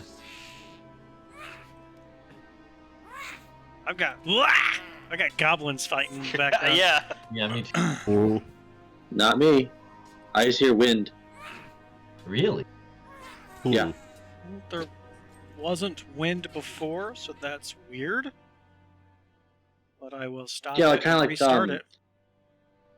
It's basically what I hear like if we were outside sledding that one time. How about now? Nope, same. I don't know. I hear talking in the background like a bar setting. You're still listening to the right now. tavern music from when we first started. Yeah. Yeah. For some reason, your stuff's not loading the new stuff. Exit out, rejoin. I don't know. That's weird. So that's dead person. And we're going to use this as the person jumping down onto you. Which sure, not that really... is not Mythical. We are a bit further away. Yeah, you guys aren't really here, but You're you using guys my have to old have... token? You guys have to have You're the something with spectators of what might happen. Yeah, if he dies, he needs an audience. Yeah, you won't know what happened if I'm dead. That's right. We gotta have something here. Okay. And elections. Nope. Encounters. Yep. Sorry about the straight tag. Good. Create new. Where is the Rime game? And hide.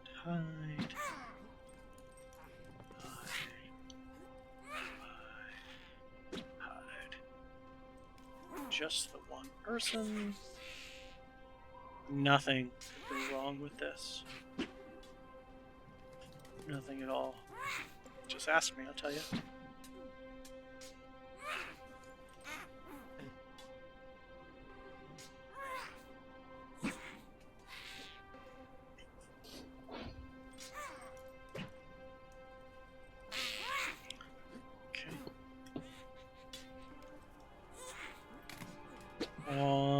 Alright, Gray, what was your initiative? 19. Damn, son! I'm scared, man. The rolls. Fair enough. Oh, jeez. However, as this thing comes down, it was not enough for you to not get attacked, so he's going to get one attack off on you before... And this is going to be a 19 to hit. Yeah, As he's coming down, it looks like he's got a dagger in one hand and a scimitar in the other, and as whatever it is just jumping down, the dagger is what hits into you. It stabs into your shoulders. You're turning around, stabbing right there, and you take a solid 4 points of piercing damage. Ow. And so I think your temp are gone, right? I got 2 left. I get And- a d6 plus 3. Oh, okay. What's your max HP? My max is only 15. Okay.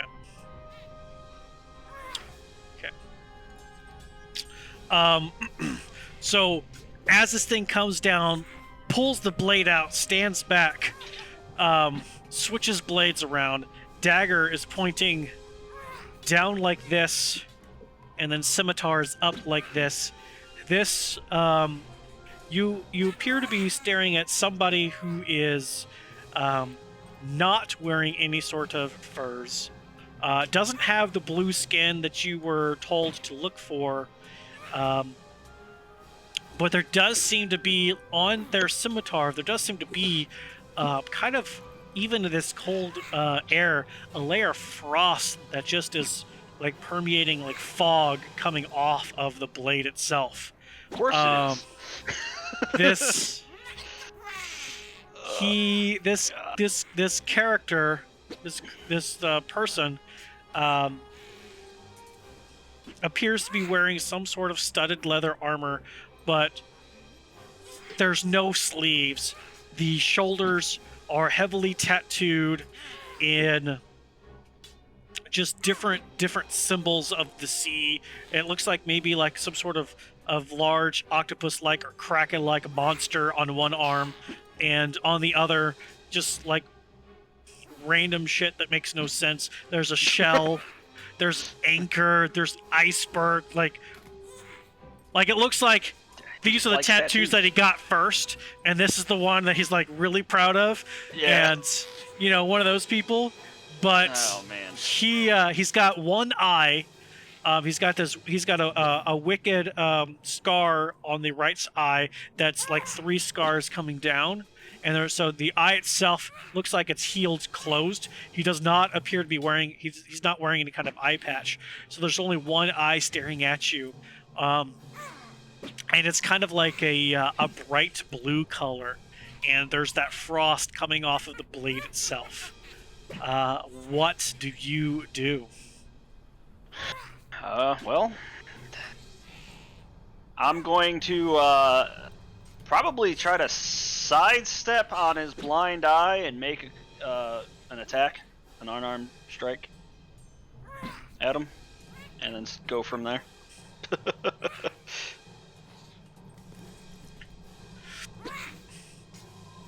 Okay, you should be able to move your token now. Sorry. Okay, which?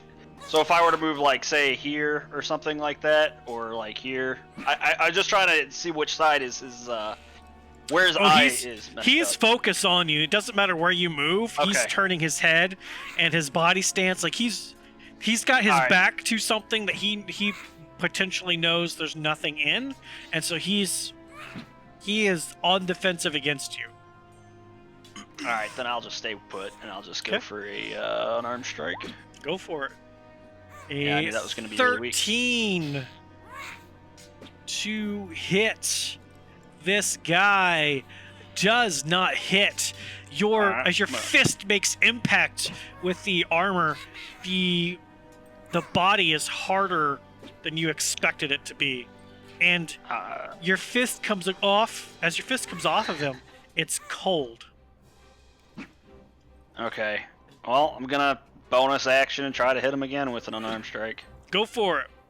Pop, pop. Boom, boom.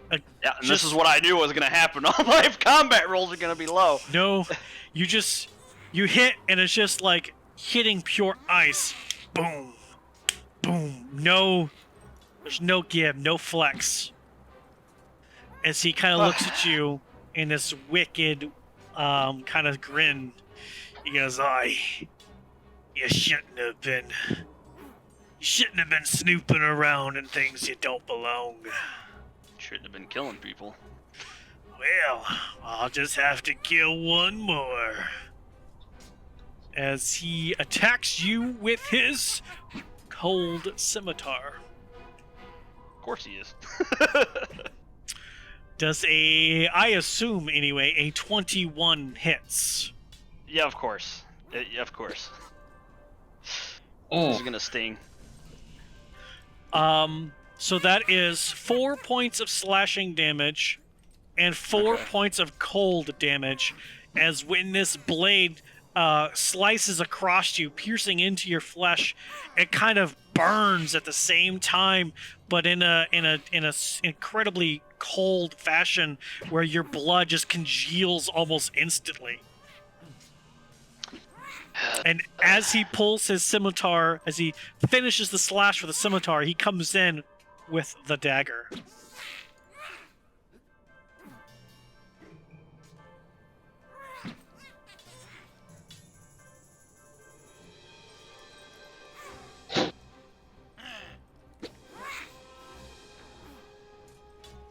And with a 24, I'm sure that hits. Jesus.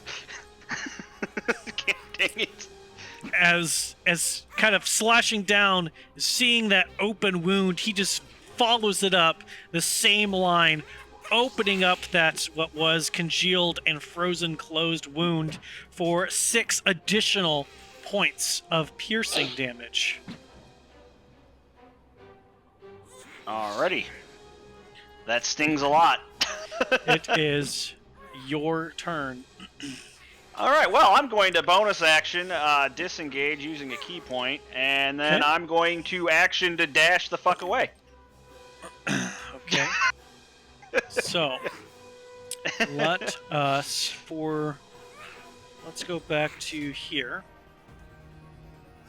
Okay. As you are coming out of this house, Alright. and we're gonna zoom us in. So, keep in mind that, this map is huge. So, what is your speed that you can do as you take off? 80 feet. So about there. Yeah. Which direction are you going to go, I guess? I'm gonna head towards the center of town. Okay, so you are coming from here, and you're going to try to, go this way? I guess, if that, yeah. Because that's going to be, get off of, that's going to be, I guess, probably your, or you can try, the alley is full of Yeah, snow. You're not going to be able to hit I that remember very you saying easily. the alleyway's all snowed up, so, yeah. Okay. I'm gonna go So the most clear path I can. We will say that you go here. And so bonus action, you disengage. And then your move and standard action, you're going to run. Dash. Is that what I'm getting? Okay. Let's see what this Yahoo's speed is. Okay. And so every turn, are you just gonna keep running? Yeah, basically. Can you spend a key point to dash? Do you get to do that yet? Yeah, I can spend a key point to dash as well, Okay. if I needed to. Are you going to? Because he's chasing. I mean, can I double dash, or... I'm not Oh, 100% if you spend a key point, yeah, you can dash run for sure. sure. Yeah, I'll probably do that. I'm like the wind. I'm already gone. It's being in the situation that you are in. I imagine you'll do that probably at least 1 or 2 times. I only got 2 points in that. That would be my only spent one. So as you do that, all right. So that's from here. Where is this? There it is. So as you go from here down, and then trying to get more to the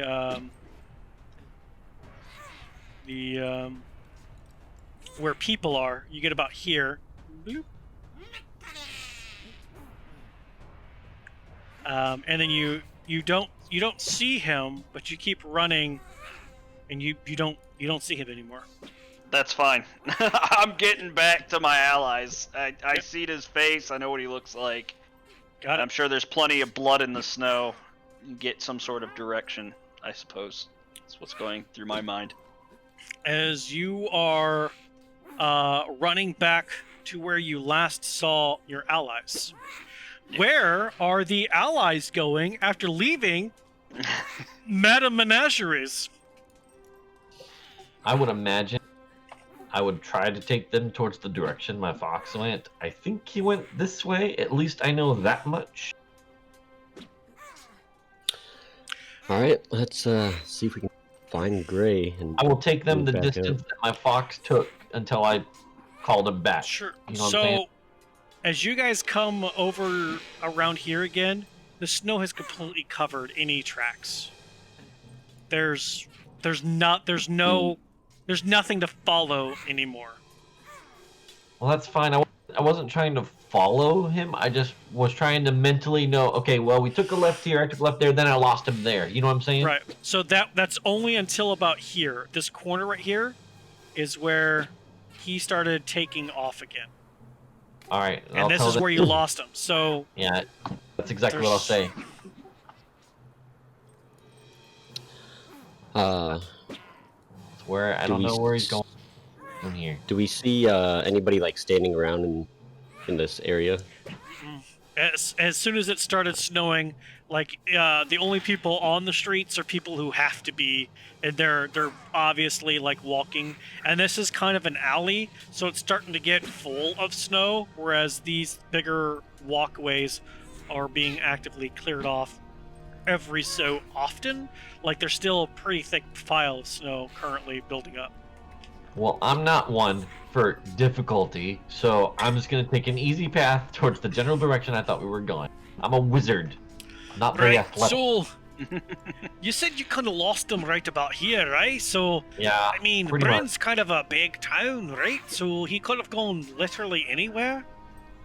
He could I have don't gone disagree. east or west or south, or hell, he could have been back at the tavern by now, which I think we should just go to, because it's time to get a drink, I think. Yeah. I mean, no offense, but your friend there, he kind of just took off, and who knows? Does anybody have a way, like a magical way of tracking people? Because we're in the middle of a snowstorm right now. It's only getting colder. Visibility's dropping. Like, not exactly prime material to be finding anybody. I suppose you have a... Let's go towards the center of town, and then head back from there towards the tavern, I guess. Yeah, we could do that. Other than the fact that we have a mission and we need to find where this caravan went. Well, Alright, didn't your guy say that she found someone going east or something like that? What does yes, what's his name, Echo say? she said that they were camped outside of the east gate. From the information I got from the little pink-haired friend, or green-haired friend, colors. Alright, so we should go to the east gate then, and maybe take a look around, ask some people what they saw. Sure, but if we're waiting on this grey person, the last place he saw us is the center of town, so should we hang out here and give him a little bit and then make our way, or to just truck on, or do you have any kind of secret way to leave Gray a message? you have like a magical means of leaving messages for people? I don't believe so. But I will check my memory real quick. I mean, we could do what Hal did and leave a marker pointing in the direction that we went. He doesn't know about that though. Doesn't work. Never Yeah, mind. Right, He we doesn't know didn't. us. We didn't get the chance to explain all of our little tricks before he just kind of took off like a hound with a scent. Yeah, he does that. Well, if we've been with, if I've been with Gray for a little bit, which I have, I would say that, no, we didn't even plan anything, so I'll just wait for him, give him a few more minutes. Like literally, he hasn't been gone that long. We were inside Alright. talking to her. Like, it shouldn't be that bad. Alright, well, if we're gonna wait around here, let's go back into the purple tent where it's warm. Let's see if she's got any other, like, spell scrolls or what all the little knickknacks are on her little walls there, because we just saw a ring, but I'm kind of curious if she can maybe enhance my shield here, or, I mean, she can't do much with me hammer, but, maybe she can do something else. That ring Hey, was yeah. quite a bit expensive, let's say, but maybe she's got some sort of potions of track your friend who disappears or something, you know?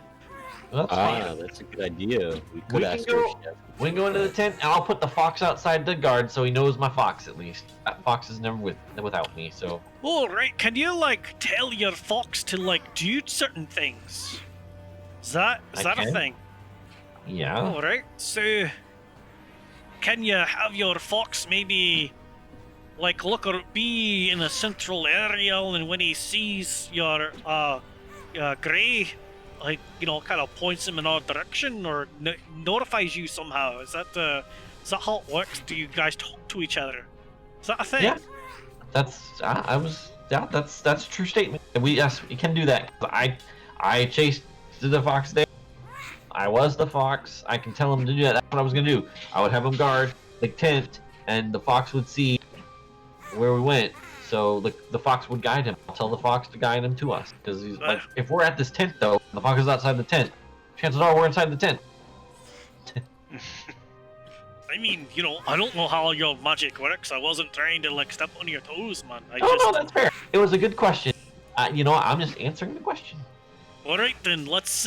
It's colder than Court's asshole out here, so let's go back in here to menageries or whatever, Madam Menageries.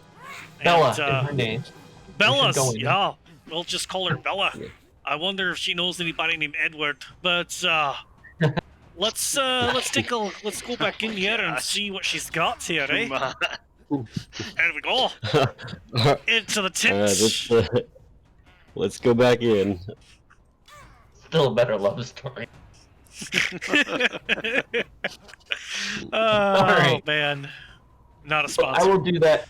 I will go in, and I will keep the fox out, and I will tell them, hey, if we're out there, if he sees him, then guide him to us. So. Okay. Very simple command, especially within 100 feet of the tent. Yeah. No problem. You guys come in. Same extremely warm, cinnamony fragrance.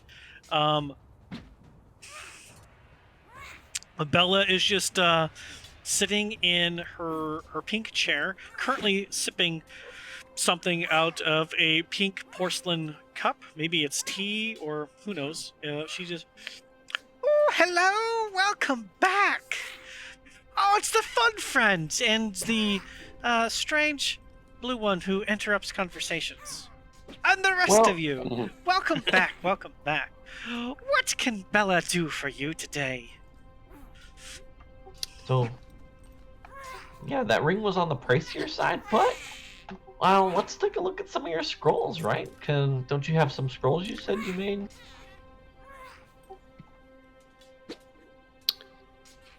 Oh, I didn't say I made any scrolls. No, I made items. All right. But I do have scrolls. That's what I was referring to. Scrolls. I was thinking parchment. That's kind of.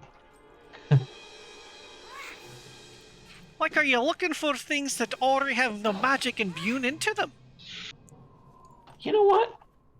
Or are you could just go with looking a for bit of paper? both.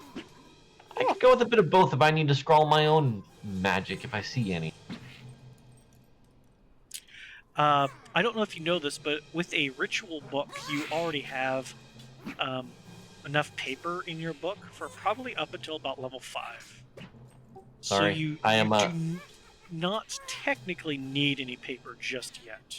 Okay, not used to mages, wizards. No, sorry, that's not... no, you're good. That's why I thought to say something. Unless you're trying to make your own scrolls. Nah, not Okay. yet. So for you, paper you're good on, but you would need the inks to transfer the spells into your book. So instead of the parchment for you, you might be looking more for the special scribe ink wizards typically use. Okay, I will ask about that then. Okay. I do have a question for you, Belle. Do you have anything that could track a person that you know of? Like just any person that you know the name of, or something simple like that? I mean, I guess it depends on what you mean by track. There's different schools of magic for those kinds of things. Like if you already know of something well enough, you can kind of project your vision to them and kind of see very fuzzy surroundings of them, but very clear of them. It shouldn't be anything too far out of the realm of maybe one or two of you. I don't know. There is such a thing as like tracing magic within a range. If you That know would be more. more what I'm looking for. Turtle Lizard Man, you have a question? Is there a way we can send him a message? That would also be Why useful. just say, "Hey, where you at? We're here. Come here." Oh, I mean, there is, magics that can that can do those kinds of things. Yeah, they. I'm not sure, like what kind of abilities you all have. I think the furry one is arcane in nature, just based off of their general inquisitiveness about the items that I make. But what are... And I think, well, the blue one said something about divine magics. Are you two the only ones who have abilities? I don't know, really. I just kind of met them, but we're learning. I mean, I have a couple interesting abilities, but not really anything too great with magic anyway. I have a different set of skills. I'm a nature guy. I mean, I do have some magical ability. Yeah, I don't know much about Is there you. something like a Neville? short term where we just like a one-time use where we can say, hey, we could just use it and then that'd be it? I mean, there is a way to send messages, like you're saying. There are people who can do these things, and I can definitely put that into a scroll, but you would How long have will to that take? know them. You would have to know them and be familiar with them to for the magic to be received. There's got to be like it's like a handshake, right? If you reach out your hand, but you don't know whose hand you're trying to shake, there's no hands to shake. Reynard, have can to you do know the this? person. Oh, I know him. Can you do this? I could probably do it. Right? DM. As far as that is concerned, you could make the handshake, yes. Okay. All right, let's get this going. Okay, so How much would this cost, madam? that's you know, it's not like super powerful magic, but it's not your basic set of magical abilities. It's not something a starting out novice could typically do. So I could definitely put it on a scroll for you, but there is a chance it won't work. It's kind of up to your aptitude on if it does or not. But the materials needed to put that onto a scroll, that's going to be 350 gold. For How a one-time low? use, maybe. I mean, is this person somebody you really need to find? Do we need to find him, Reynard? I got a question. Do you happen to know where the fish vendor lives? I mean, it's Bryn. Almost everybody's a fish vendor. Okay, that guy who was across from you.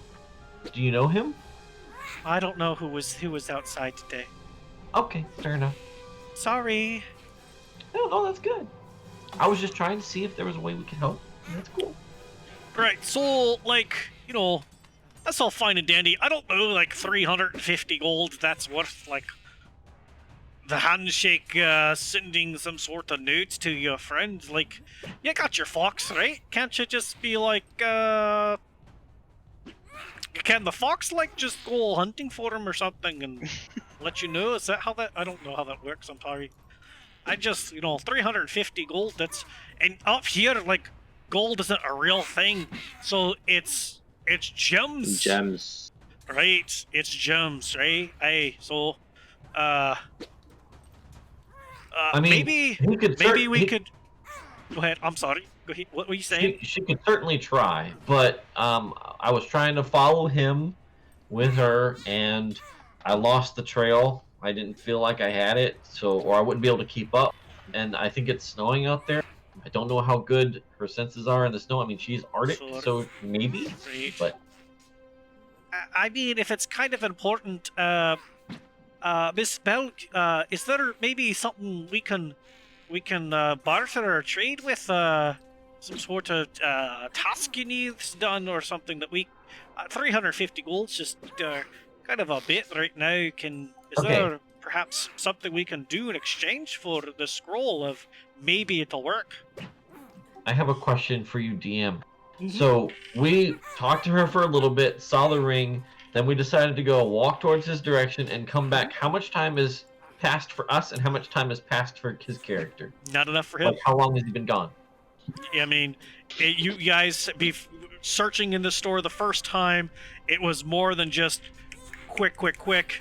He was been running, investigating, looking, fighting. He's not here yet.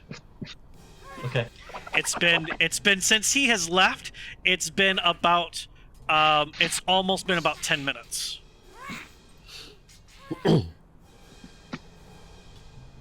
right. So you just don't know. Mm-hmm. That's fair. I don't know. Well, Thanar, you asked that question. Bella, is there anything I can do? Maybe I can help you craft something with some ability of mine. I don't know if you can. I don't know. I can make you dinner. I mean, that sounds lovely, but that's gotta be that's like more than one dinner. Like 350 gold. That's got a lot of materials. He can Unless make you're some gonna pretty be like good my meals, though. personal chef for life or something. Like maybe.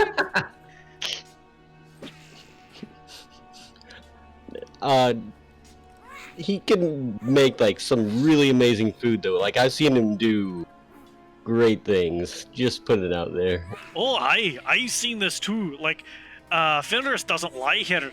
The Kappa here, he can make a mean Yeti steak.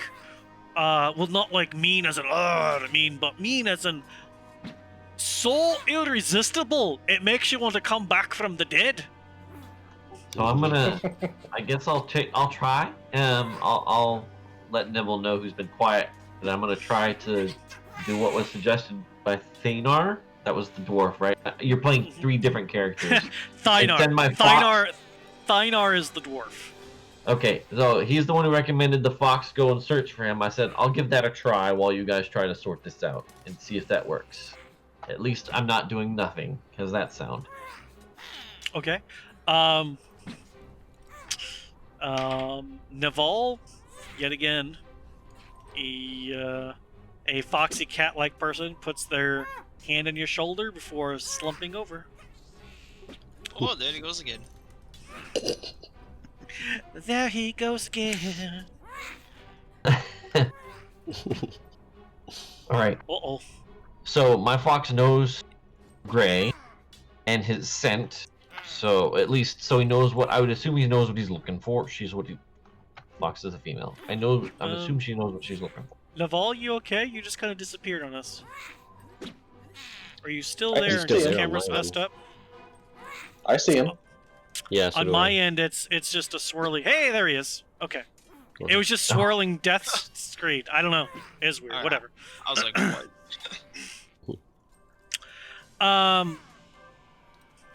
Yeah, as you bamf out into your fox, you can go ahead and make a perception check, or trying to smell your friend. And are the rest of you doing anything as far as inside the store still? Man. This is great. I'm having an awesome day. I'm, Yeah, I was I'm good at sitting on the finding, ground I just- thinking very hard. Yeah, everything here is too expensive. So I don't think I've rolled a number doing much. over like 10 You- today. But that's You all right. checked one thing and it's too expensive. A third level spell is only 350 gold, but that's Oh too my- expensive. Only. Thyner goes, Oh, alright, you know what? well, while he's out doing his little foxy thing, Bella, I got this shield here. Is there any way that you can, I don't know, make it a little bit more resilient to the physical damages, or make it protect me a wee bit more than what it currently is? Is there any way to like enhance its overall defensive abilities? Is that a thing? You say you take your magics and you put them into things, but actually that's making magics. That's kind of like what you do, Naval. Yeah. Wait, you can put magics into things? I can, actually, and I have. Oh. What have you put magics into? Can I see? Quick. She's quick like, yeah.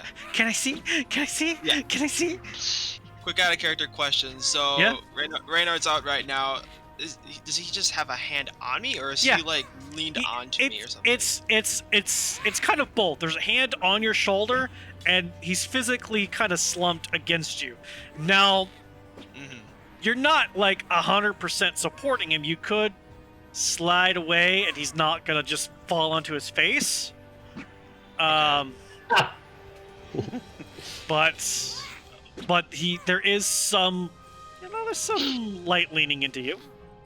Well, but I mean, I'm not like I still have both of my hands that I can use. Oh right? yeah, Okay.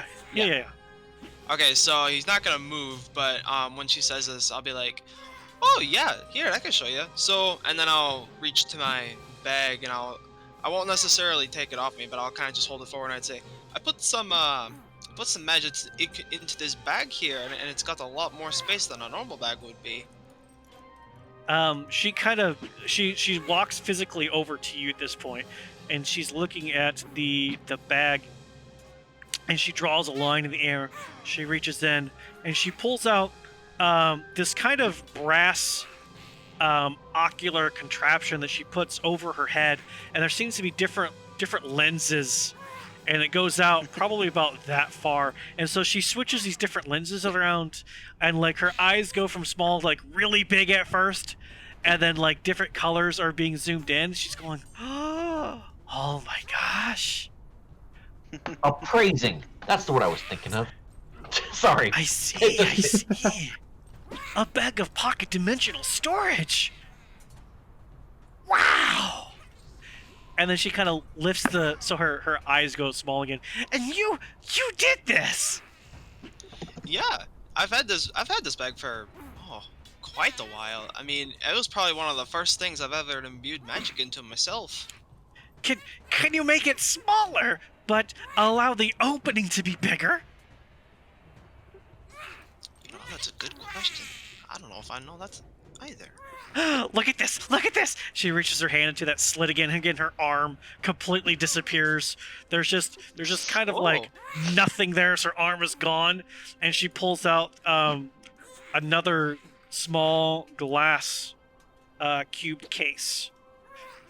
And what's in there is just what looks like a small silver ring. But it's of a snake eating its tail. And she goes, this is something fun that I made. So your little contraption is what do they call a bag of holding, right? Or a pocket dimension, a very small space, right? So is this, but this doesn't have a limit on the opening. If you wanted to put a 500-pound mammoth in it, you could. Jesus Lord. Wow! Yeah, the opening doesn't matter. The size of the object doesn't matter. It's just the overall weight. And if you exceed that, well, not all of it goes in. I see. Wow. Fascinating. Did she like hand it to me or? Yeah. Oh, she'll hold like the glass case out. If you want to take it from her, she's not like stopping you. Oh, okay. I mean, I was just gonna hold it in my hand and look at it. She'll put it into your hand. Yeah. So Yeah. it's very cool. I was trying to make a pocket dimension like this, my little zipper one here, and Oh yeah. but like on the ring itself, and I sort of did it, but then I realized that like there's no like real opening, and so I had to, and she just goes into this long story about the trial and error and how she accidentally put her sister in there and then got her sister finally out of there. No. And then how they were testing these things, and they put different carcasses in there, and eventually they figured out that a orca whale wouldn't fit, but for half of the orca whale does. And at this point, a fox sees a very familiar, bestial-like, well, no longer bestial-like, monk figure, kind of half running, out of breath, panting, obviously wounded. Gray, as you come back to the center square where you last saw everybody, the first thing that you see is nobody's out here. Snow is coming down extremely thick at this point. The tent the fisherman was in is still there, but you don't see any of your allies. There's no tracks to follow, but here everything is. That you don't see anybody. There's no guards. Those barrels that were kind of lit, or those metal cylinders that were lit with fire, are no longer lit with fire. Nobody really around. What would you like to do? Well, I'll look around first. So you want me to do like maybe a perception check, like look at the tents nearby the fisherman's hut?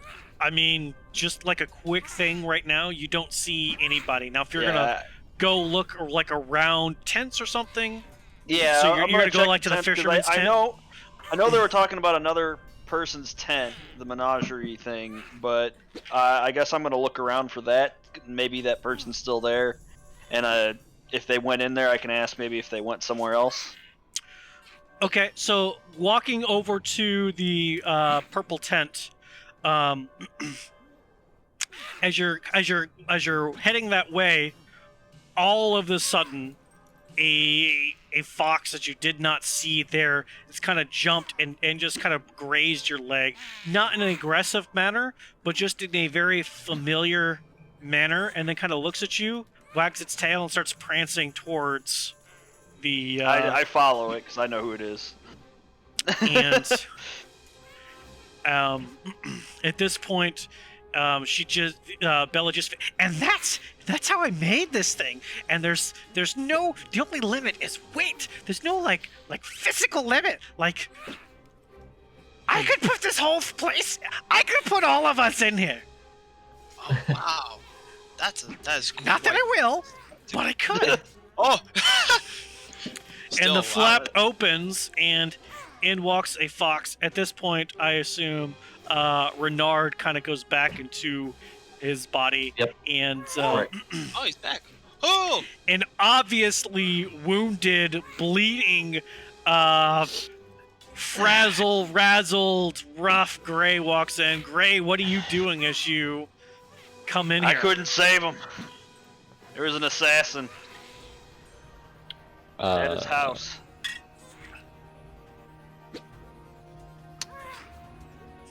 Well, We who might were you wanna trying take to this. save?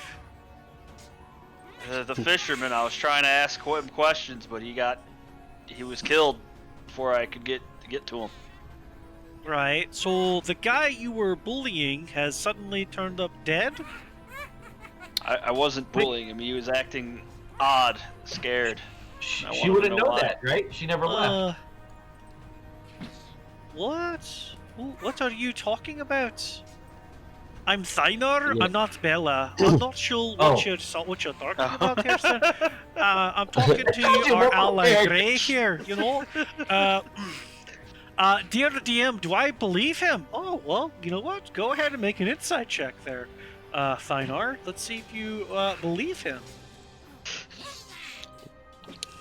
I'm gonna suggest we take this conversation outside, since I don't know if you want to have this in front of her. Oh, you know, Thynar, Gray seems like, as shady as he is, shadier people, so he seems like he's on the up and up of it. As far as this particular thing is, he looks hurt. He looks terrible, actually, but he seems like he's being truthful. Oh, all right then. Right, well, let's see here. I think first things first, you're leaking a little bit of things there. Let's here we go. He kind of walks over to you. He puts his hammer on his hip. He kind of walks over to you, and he puts his hand like on your rib cage. He goes, "All right," and a hand on your shoulder. He's like, "Hold still," and he kind of pops a rib back into place as he Jesus. casts. As That's what he does. Yeah? Bum, bum, bum. Do, do, do, do. Where is it? He's doing his thing. It says always prepared, but I didn't. Oh, there it is. Oh wow. Boom! As you take 10 points of healing, there's kind of, as he pushes that in, there's that sharp, quick pain, and then there's a warmth, a strange sensation that comes from both hands, radiating into your body, and your, that wicked wound that's across your chest slowly closes up, and you no longer have a sharp pain digging into your lungs, and you can breathe a little bit easier. All right, Thanks. then, yeah, there you go. Not quite good as new, but nothing a pint or two can't cure. Speaking of, aren't we needed back at the tavern for a pint or something? Yeah. Do we left I think, tent, right? Hi. yeah, I think we should go outside and discuss what we're doing next before we just. Okay, let's head to the Naval, what were you saying? Nothing. Actually, what I think I'll do is I think I still have the thing in my hand. I'll look at Bella and I'll be like, well, I think my friends and I are heading out, but I'd like to thank you for letting me look at this. Oh, you're quite welcome. And she takes it from you, puts it into her little pocket. Her arm disappears, and she. Now, it's nice to see you all, but, next time, kind of look around. Shop a little. Spend some of that gold or jewels or gems, whatever it is you guys have up here. I've got plenty, and, don't think I didn't forget about your requests there, your red-bearded sir. I can, in fact, enhance that. It's not much, just a meager magical enhanceability on that. It would make it a little bit more resilient to things and help you guide your arm into the necessary positions to block certain damage. And that would only be 250 gold to put that on that shield.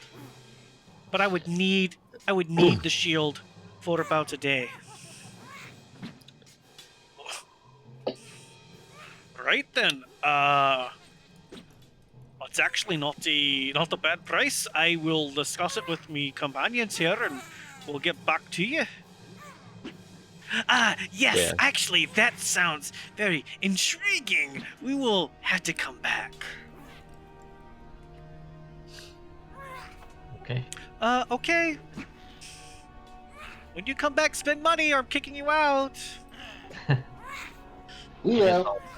Exit as well then. All right. As you guys exit into the streets of Bryn here, it is a cold and snowy, probably early afternoon. Excuse me. Early afternoon. Right. So, Mr. Gray, what did you find out with your fisherman friend? Well, I tracked him down to his house. I knocked on it again. Well, I knocked like I normally do, and I didn't hear anything except for some shuffling around.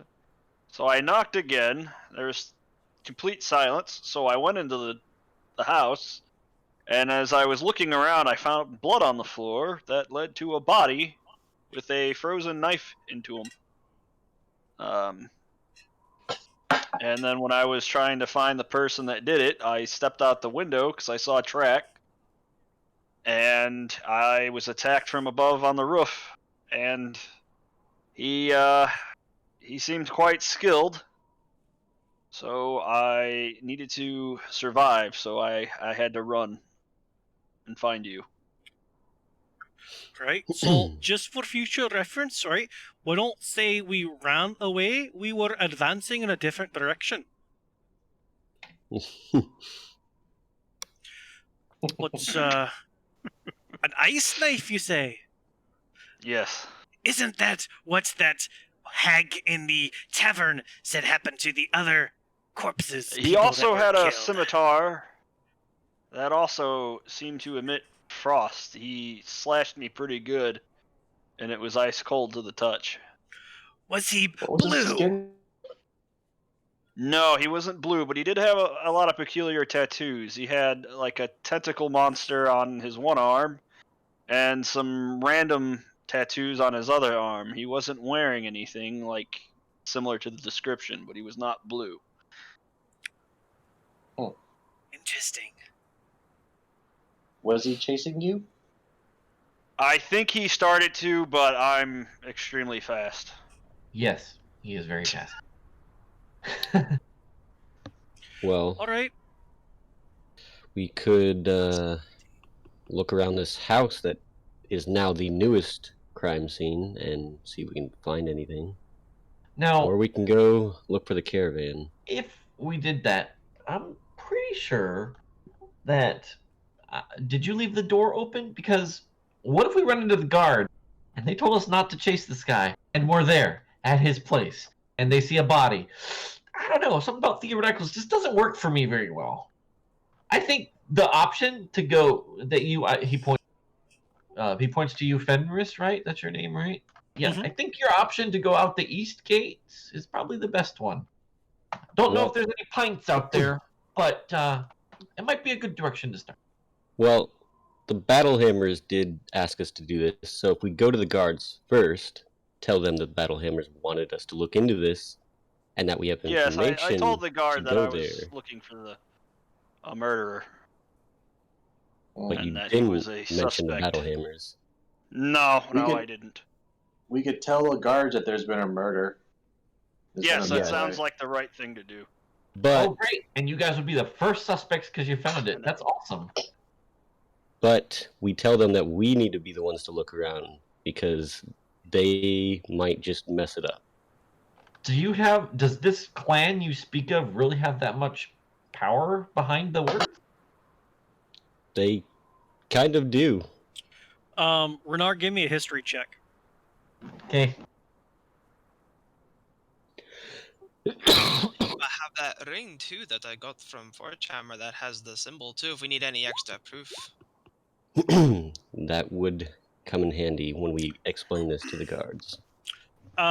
Renard, you know that the Battlehammer clan are a very large clan, and so they have some sub families in most of the 10 towns, and so for this group of people to say that they are that they have some sort of permissions from the Battlehammers, it's not necessarily law, but it's almost the next best thing. If that makes Okay. any sort of sense. They are if you think of it in levels of nobility, they are the nobles who tell the king what to do. And that's fine. All right. So if I believe that, if I hear that and that name, I'm like, so do you have some sort of missive that states such a thing? Well, like Naval just said, we have a ring Yeah. from the battle hammers that will tell I'm them sorry, I we are missed that. from. Naval. It was given to me by the head forge there. After we completed some deeds for him, he offered it. And I naturally just grabbed it. I have it on me. Well then, Hey, if you want to use that route, we can. we also all have like items made from Forge Master himself, which That's kind of has their like insignia on it. I'm not saying like that's like the break into everybody's house, get out of jail free card, but the fact that most of us have a significant magical item from the Battle Hammers, in addition to the ring that Naval has with the sigil, we should be okay, I guess. I guess we could also go back to the Battle Hammers and get some sort of note that says, "Here we be people working for the Battle Hammers and investigating the murders," but we've never had to before, but we've never really been in this kind of situation either.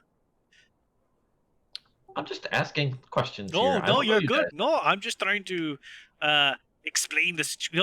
You're coming in with the old bounty hunter, so you may not know the things about the battle hammers like in this particular area. I know that they're kind of spread out, so I don't know exactly like how much pull the battle hammers themselves have, but we can only try. But Yeah, no, to your absolutely. point too, like, you know, there was that whole altercation with Gray here, and that man, like, it's gonna look bad if we just suddenly show up to the dead man's house, who we were just picking on for some fish. I mean, how it's gonna look. So I don't know. I mean, maybe we should go back to the clan and and say, hey, we need a little bit more authority. Maybe they can pull some weight in with the mayor of the town, so we can get like official sigils or documents or something like that. Might be a thing to do. Words have power. I know this. So yes, I think that would be great. But if you want to try this and that ring is good, hey, I'm not doubting it. I'm just curious. I mean, do we really care about the dead body? Gray was there, he saw it, he was attacked. Perhaps the camp is where we should be looking next. Yeah, we probably should look at the camp before it's completely Gone. covered with snow. Right. Yeah. I agree. That wouldn't be a bad idea.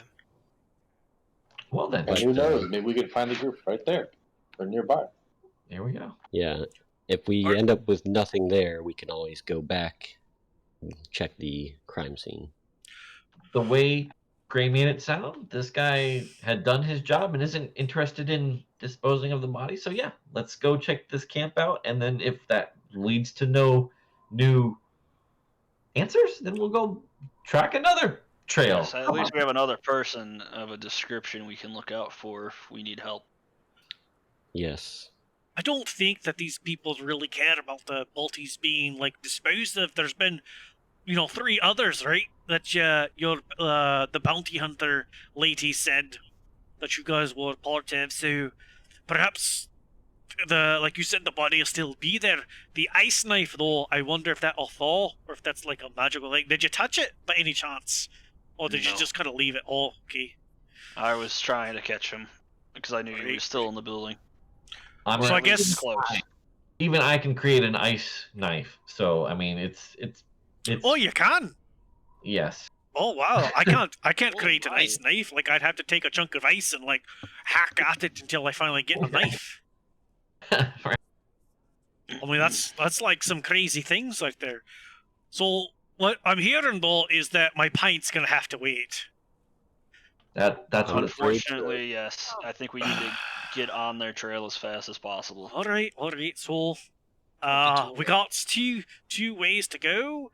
It's the body or the camp, right? Yes, the camp I think we should go to.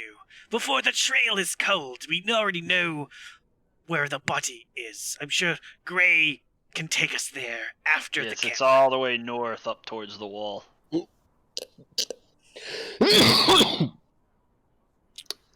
So, To the camp we go. to the camp then. All right, All right. lead on.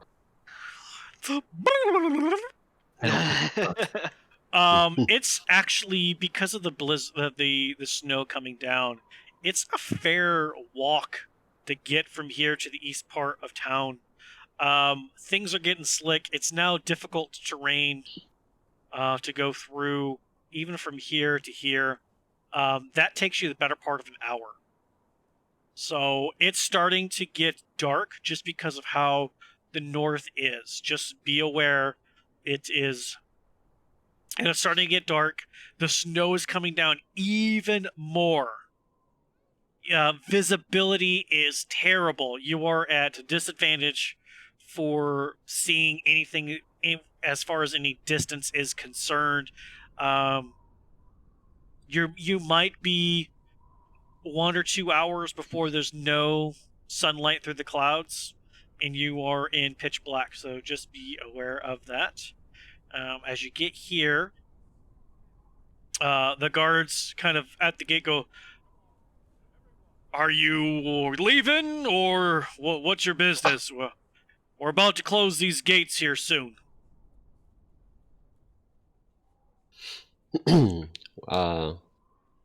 We're working for the Battle Hammers. They told us to look around, investigate the murders, and we have reason to believe that there may be a trail outside the gates here.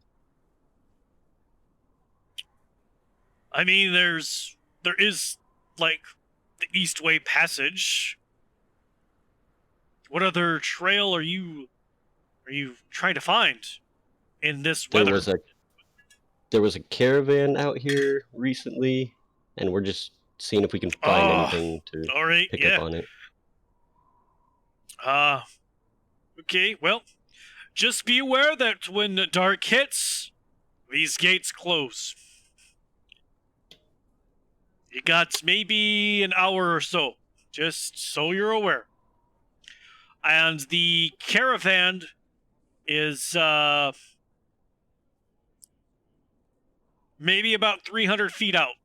You might be able to see. I can't see anymore. About that a ways ish.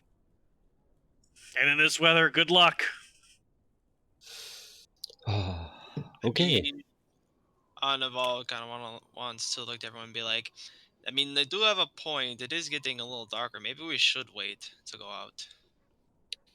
But if the caravan that we're trying to follow is literally leaving 300 feet ahead of us, we might want to chase after it.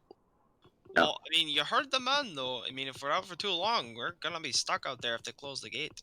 I'm pretty sure the caravan is not coming back here, which means we probably won't be for at least a little while. I mean, And we've camped outside before. Yes. okay. Do we okay. still have that tent? Because, I mean, it's not that bad in that tent. Who Nope. had that tent? No. Nope. Okay. That was on loan from the Battle Hammers for the purposes of hunting down the Yeti. Nobody thought to request the tent as part of your reward. So the No. magical tent of awesome comfort in the blizzard snow is not with you. You have no tent. You didn't even take the fisherman's tent. Well, we do have that caravan's tent. Did we find it? If you find it. Yes. But let's Yeah. put a pin on that Battlehammer tent. You know, that's kind of nice. Yeah, maybe we can ask for that as part of our reward for this job. Yeah. Oh, I don't. You know, About the that tent was really fancy. I don't think they're gonna just give it to we. You know, like we might be able to buy it off of them. Who knows?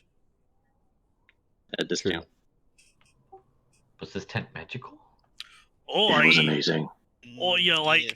Yeah. as soon as you finish putting the furs on it, like the inside just opened up way more than the outside was. Like the outside was like maybe 10 feet or so, but the inside was like 40 feet. We put a whole like team of dogs inside, and it was, yeah, we broke up one torch, put it in a small like iron contraption in the center, and it warmed the whole place up all night.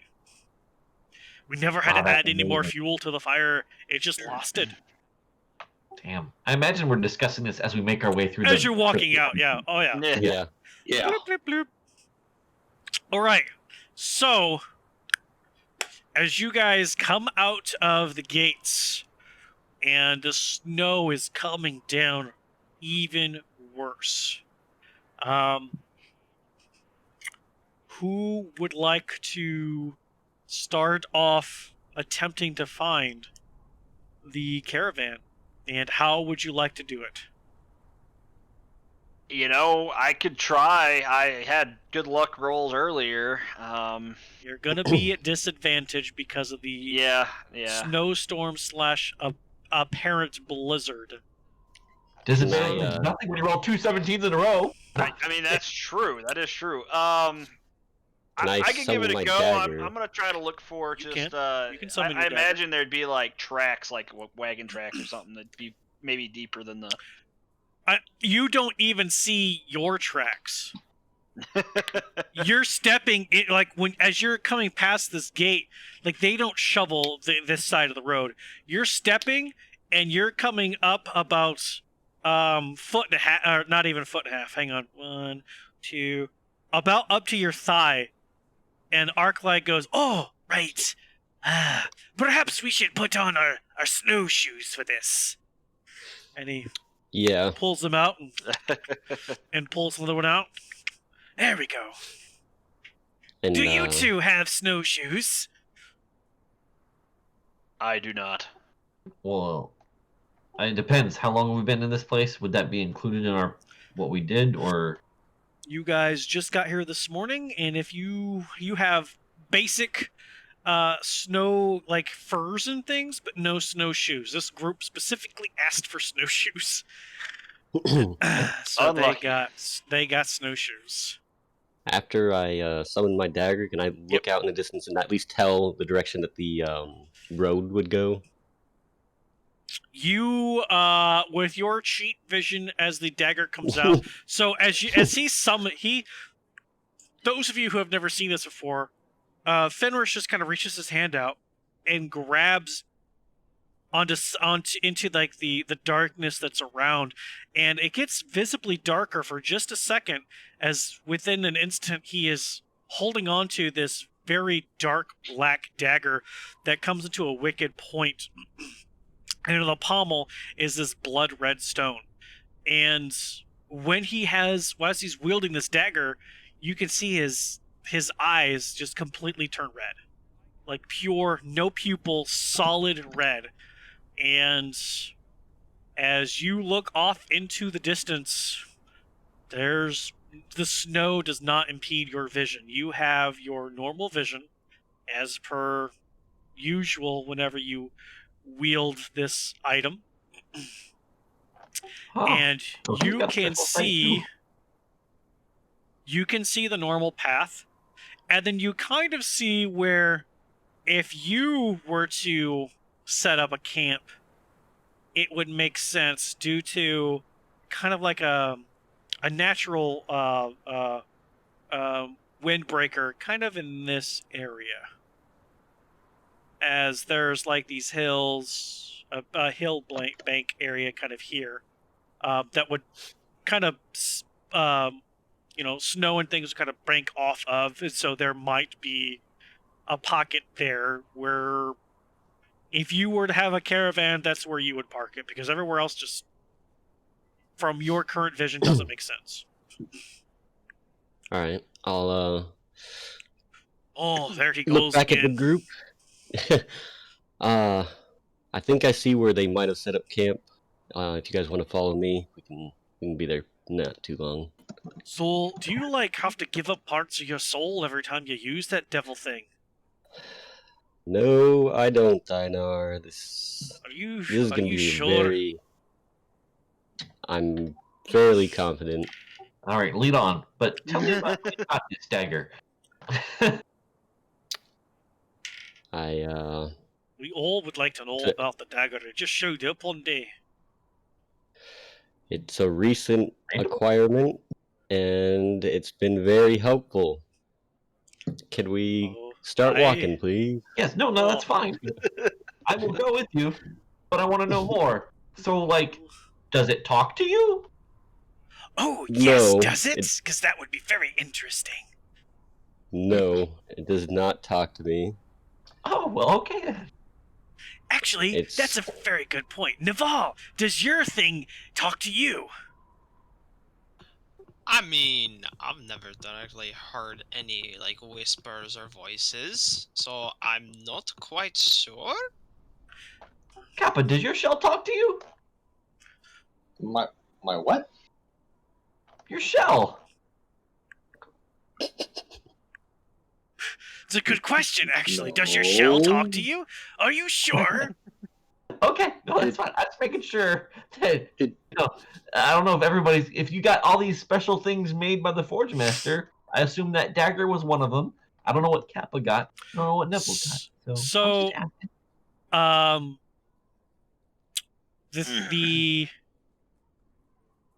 the shield that Arcly has walking all over his body is a mixture of silver and blue that are kind of marbled together. And then the hammer that Thynar wields is also a mixture of silver and blue marbled together. You briefly saw a small tinkering hammer on the belt loop of Naval, and you do see a wicked meat cleaver hanging from Kappa's waist that is also a silver and blue marbled together. But Fenris is pure black, dark black, pointed dagger with a blood red, some sort of gem at the hilt. So completely different than what the other people have been talking about has been what they was made by the Battlehammer clan. Okay. That is something that you would see. That is very visibly different. And Okay. when Thynar was swinging around the hammer, his eyes didn't turn red. But as soon as Fenris grabbed onto and seemed to summon this dagger out of the shadows around, his eyes turned as blood red as that gem that is on the pommel of the dagger. Aren't you afraid that dagger's gonna stab through whatever you put it in? That's kind of the point of having this dagger, is to stab whatever I need to stab and have it go straight through them. I see. It works quite well. Oh, fair enough. Oh, my mask is back on, by the way. I gotta remember to say that more. I'm not used to having the a teardrop. mask. Yep. Alright, you guys keep walking that way, and I'll show you another trick that this dagger can do, and I'm gonna go ahead and stealth away into the darkness for a second. Oh shit! Oh no, our guide! He disappeared! No. Yeah, he's still there. He told us That's to his keep thing. walking. Dang it! No! He is. He goes. Watch this. And he kind of backs up, and you guys are just watching, like, right? So, and Thynar goes, okay. So, what are you supposed to be doing here, Fenris? You're just kind of here. I wasn't expecting this. I'll have to try it again later, because this did not go as planned. Right. So can we like stop goofing off and get to this caravan thing then? Aye, we're gonna go this way. Yeah, you said, yeah. All right then. Let's yes. let's forward march here. Sure. All right then. So as you guys get to this where Fenris has told you, it's kind of a very very very small not a valley or gully or I can't even think of the terminology. It's a small pocket of open space because there seems to be like some sort of that weird black rock that was underground at the Battlehammers is kind of here in a weird U shape. Like an alcove? Alcove. Thank you. And there's it blocks just enough that when the weather is hitting on that side, there's just enough of a pocket where it's not as blizzardy. And so when you get here, you do see the tracks of wagons that have either left or arrived. There is packed snow. It's maybe about you guessed maybe about 80-foot circle of clear area here. By clear, what I mean is it's not 5 feet thick of snow. It's very compact snow. There is a couple of places where an obvious campfire was, just because there are still like black and charred wood that are in different places. There's about what looks like three campfires, and off in kind of the against the wall, there appears to be what looks like an abandoned wagon that has it looks like the front axle is broken, and so it was just left. What would you guys like to do? Check the wagon. I mean, Right, so maybe there's some snowshoes in there. oh, some snowshoes would be nice. Right. Why would they just leave a wagon? They Certainly, might have if been they in a are- rush. Link to it. I mean, if they are a caravan, shouldn't they have been able to repair something simple like this? if they were in a hurry, they might have been like, forget it, and take the important things and go. Right. Which, The assassin got to him in time. yeah, if your attacker reached them, then they might have been like, let's get out of here quickly. All right. Let's see. So as you guys are walking up closer to the wagon, you can see that it looks like that it looks like it was designed for a team of 4 horses in the front. That tongue of the wagon is kind of just sitting into the snow. The front left wheel itself is actually broken, in addition to the axle being cracked. So the wagon is leaning onto that side. It was hard to see from a distance because of snow. So as you guys get closer to it, you can kind of see it is a enclosed wooden wagon. There is a front seat, and there appears to be a back door. Again, it's kind of leaning off to the side. Is this a hooded wagon or just an open one? It's not hooded. It's completely enclosed in wood. It is a completely furnished, or what? It's a complete wooden wagon. It's not tented. It has a wooden roof, wooden sides. It's more of a higher end wagon as opposed to. It looks like maybe it was comfortable. It could have been used for comfort quarters or something like that. Instead of storage, maybe somebody lived in it. It's Like like a wagon storage, you RV. wouldn't care would be a tented roof. So it's like a Somebody's wooden sleeping. RV, right? Yeah, it's wooden RV. Yeah. Naval, do you work with wood? Not particularly. I mean, I have this hammer, and I've used it to forge things made of metal. I mean, I know how to mend things, but I don't particularly know how to fix wood. Let me. Can you tell if this wood was probably broken from wear and tear, like just old wood, or do you think this was purposely sabotage and left here for us to find? Is there a way to look at inspect the wood where it was broken? I mean, DM? I can take a look at it and see if I can gather anything. While you do Well, that, I'm gonna check the door and see if it's unlocked. I think we should be very careful around here. There are more fresher tracks than what we have brought with us. Yeah, I'm gonna be on guard as well and be looking around, I guess. Well, I mean, we all have passive perception, so I'm just curious about this because I was thinking, if we get stuck outside the gates, Sure. maybe this would be a good place to stay.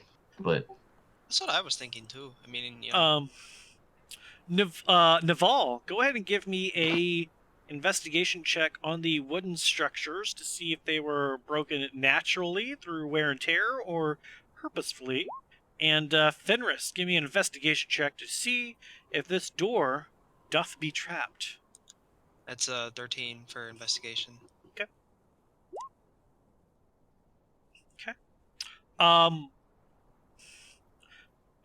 Naval, it looks like the wheel broke from normal causes and things, but the axle has an indention in it from some sort of blunt object. Some like a mace or a hammer or something. It's some sort of very blunt object hit it a few times before it broke. Fenris, with a 20, that door is definitely trapped. Well, it's a good thing I know how to deal with this. I'm gonna see if I can disarm it. Give me a perception check, please. all great rolls start like that.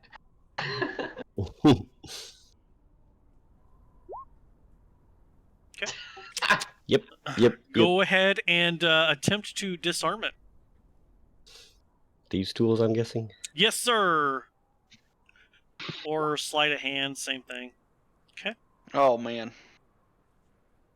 Yep. As you can kind of see like the door here. It's not perfect. It's not, there's kind of some wiggle, and you can kind of see where there's this weird like string or something. And you're trying to get your tool in, and you're trying to hold on to the string and then cut it, but leave your tool to hold on to the string, but you drop it. And then you hear a Everybody run, and I'm gonna book it away as fast as Run possible. away! Running away. Okay. Okay. Let's all follow suit and back away quickly. As you guys do your best to turn around and run away, as Fenris is saying, "Run away!" I need Naval for sure, Fenris for sure. Who else was within 15 feet of the wagon? How many times have I said I am behind the meat shield, so I am not close? Well, Arklai was close to it Fair because enough. he was looking around. So Arklai has to make I'd it. imagine I'd be, because after Kappa said that, I imagine I'd be probably, if they're on one end, I'd probably be looking at another end. Okay, so not you. I don't. Okay. I don't know. And if you're sticking with the meat shield, that's going to be you. So Renar, Okay. Capo, where would you have been? Would you have been within 15 feet of this wagon?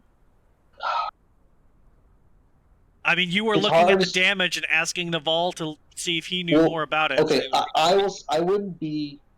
I would say yes. I would not have been like up close, but I've been Sure. like, hey, Sure. standing near, point. Okay. So yes. So everybody except for Thynar, who would not have been anywhere near it, he would have been looking at the opening, and Gray, I need you all to make dexterity saving throws as this wagon Oh my lord! erupts in a fiery explosion. I took all the good rolls today. Oh no! All of Oh them. crap! All of the good Oh, rolls. They're Where's shit. the dex saving throw at? Oh, It's fractastic. on the left. On the your left character sheet. side, where just underneath where it says strength, Oh, there's a box that says saving throws. Gotcha. Really, one. I have a +6, and I still got an 11. I can't believe it. Jesus. no, I I gotta can't believe how many people got like 1 to 3. Wow. Did I actually get a decent roll? Yeah, you did. I think you did. Jeez. Oh, all right. How much is it gonna hurt? It's a good thing we were planning on resting here. Well, hopefully not Fire permanently. doesn't have to So make it. need you guys to not die. Oh, that person's dead. 1, 2, 3, 4. 1, 2. Who am I missing that has to make it? 2 people aren't rolling, so there should be 5. Well, oh, I see Fenris. Okay, he's mixed in. You all fail. We all fail. Oh my god. I don't like the roll. We're all dead. We are all dead. You're not all dead. You're not all dead.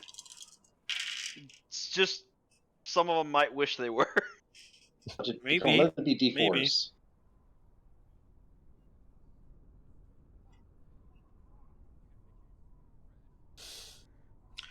Maybe. Stop counting.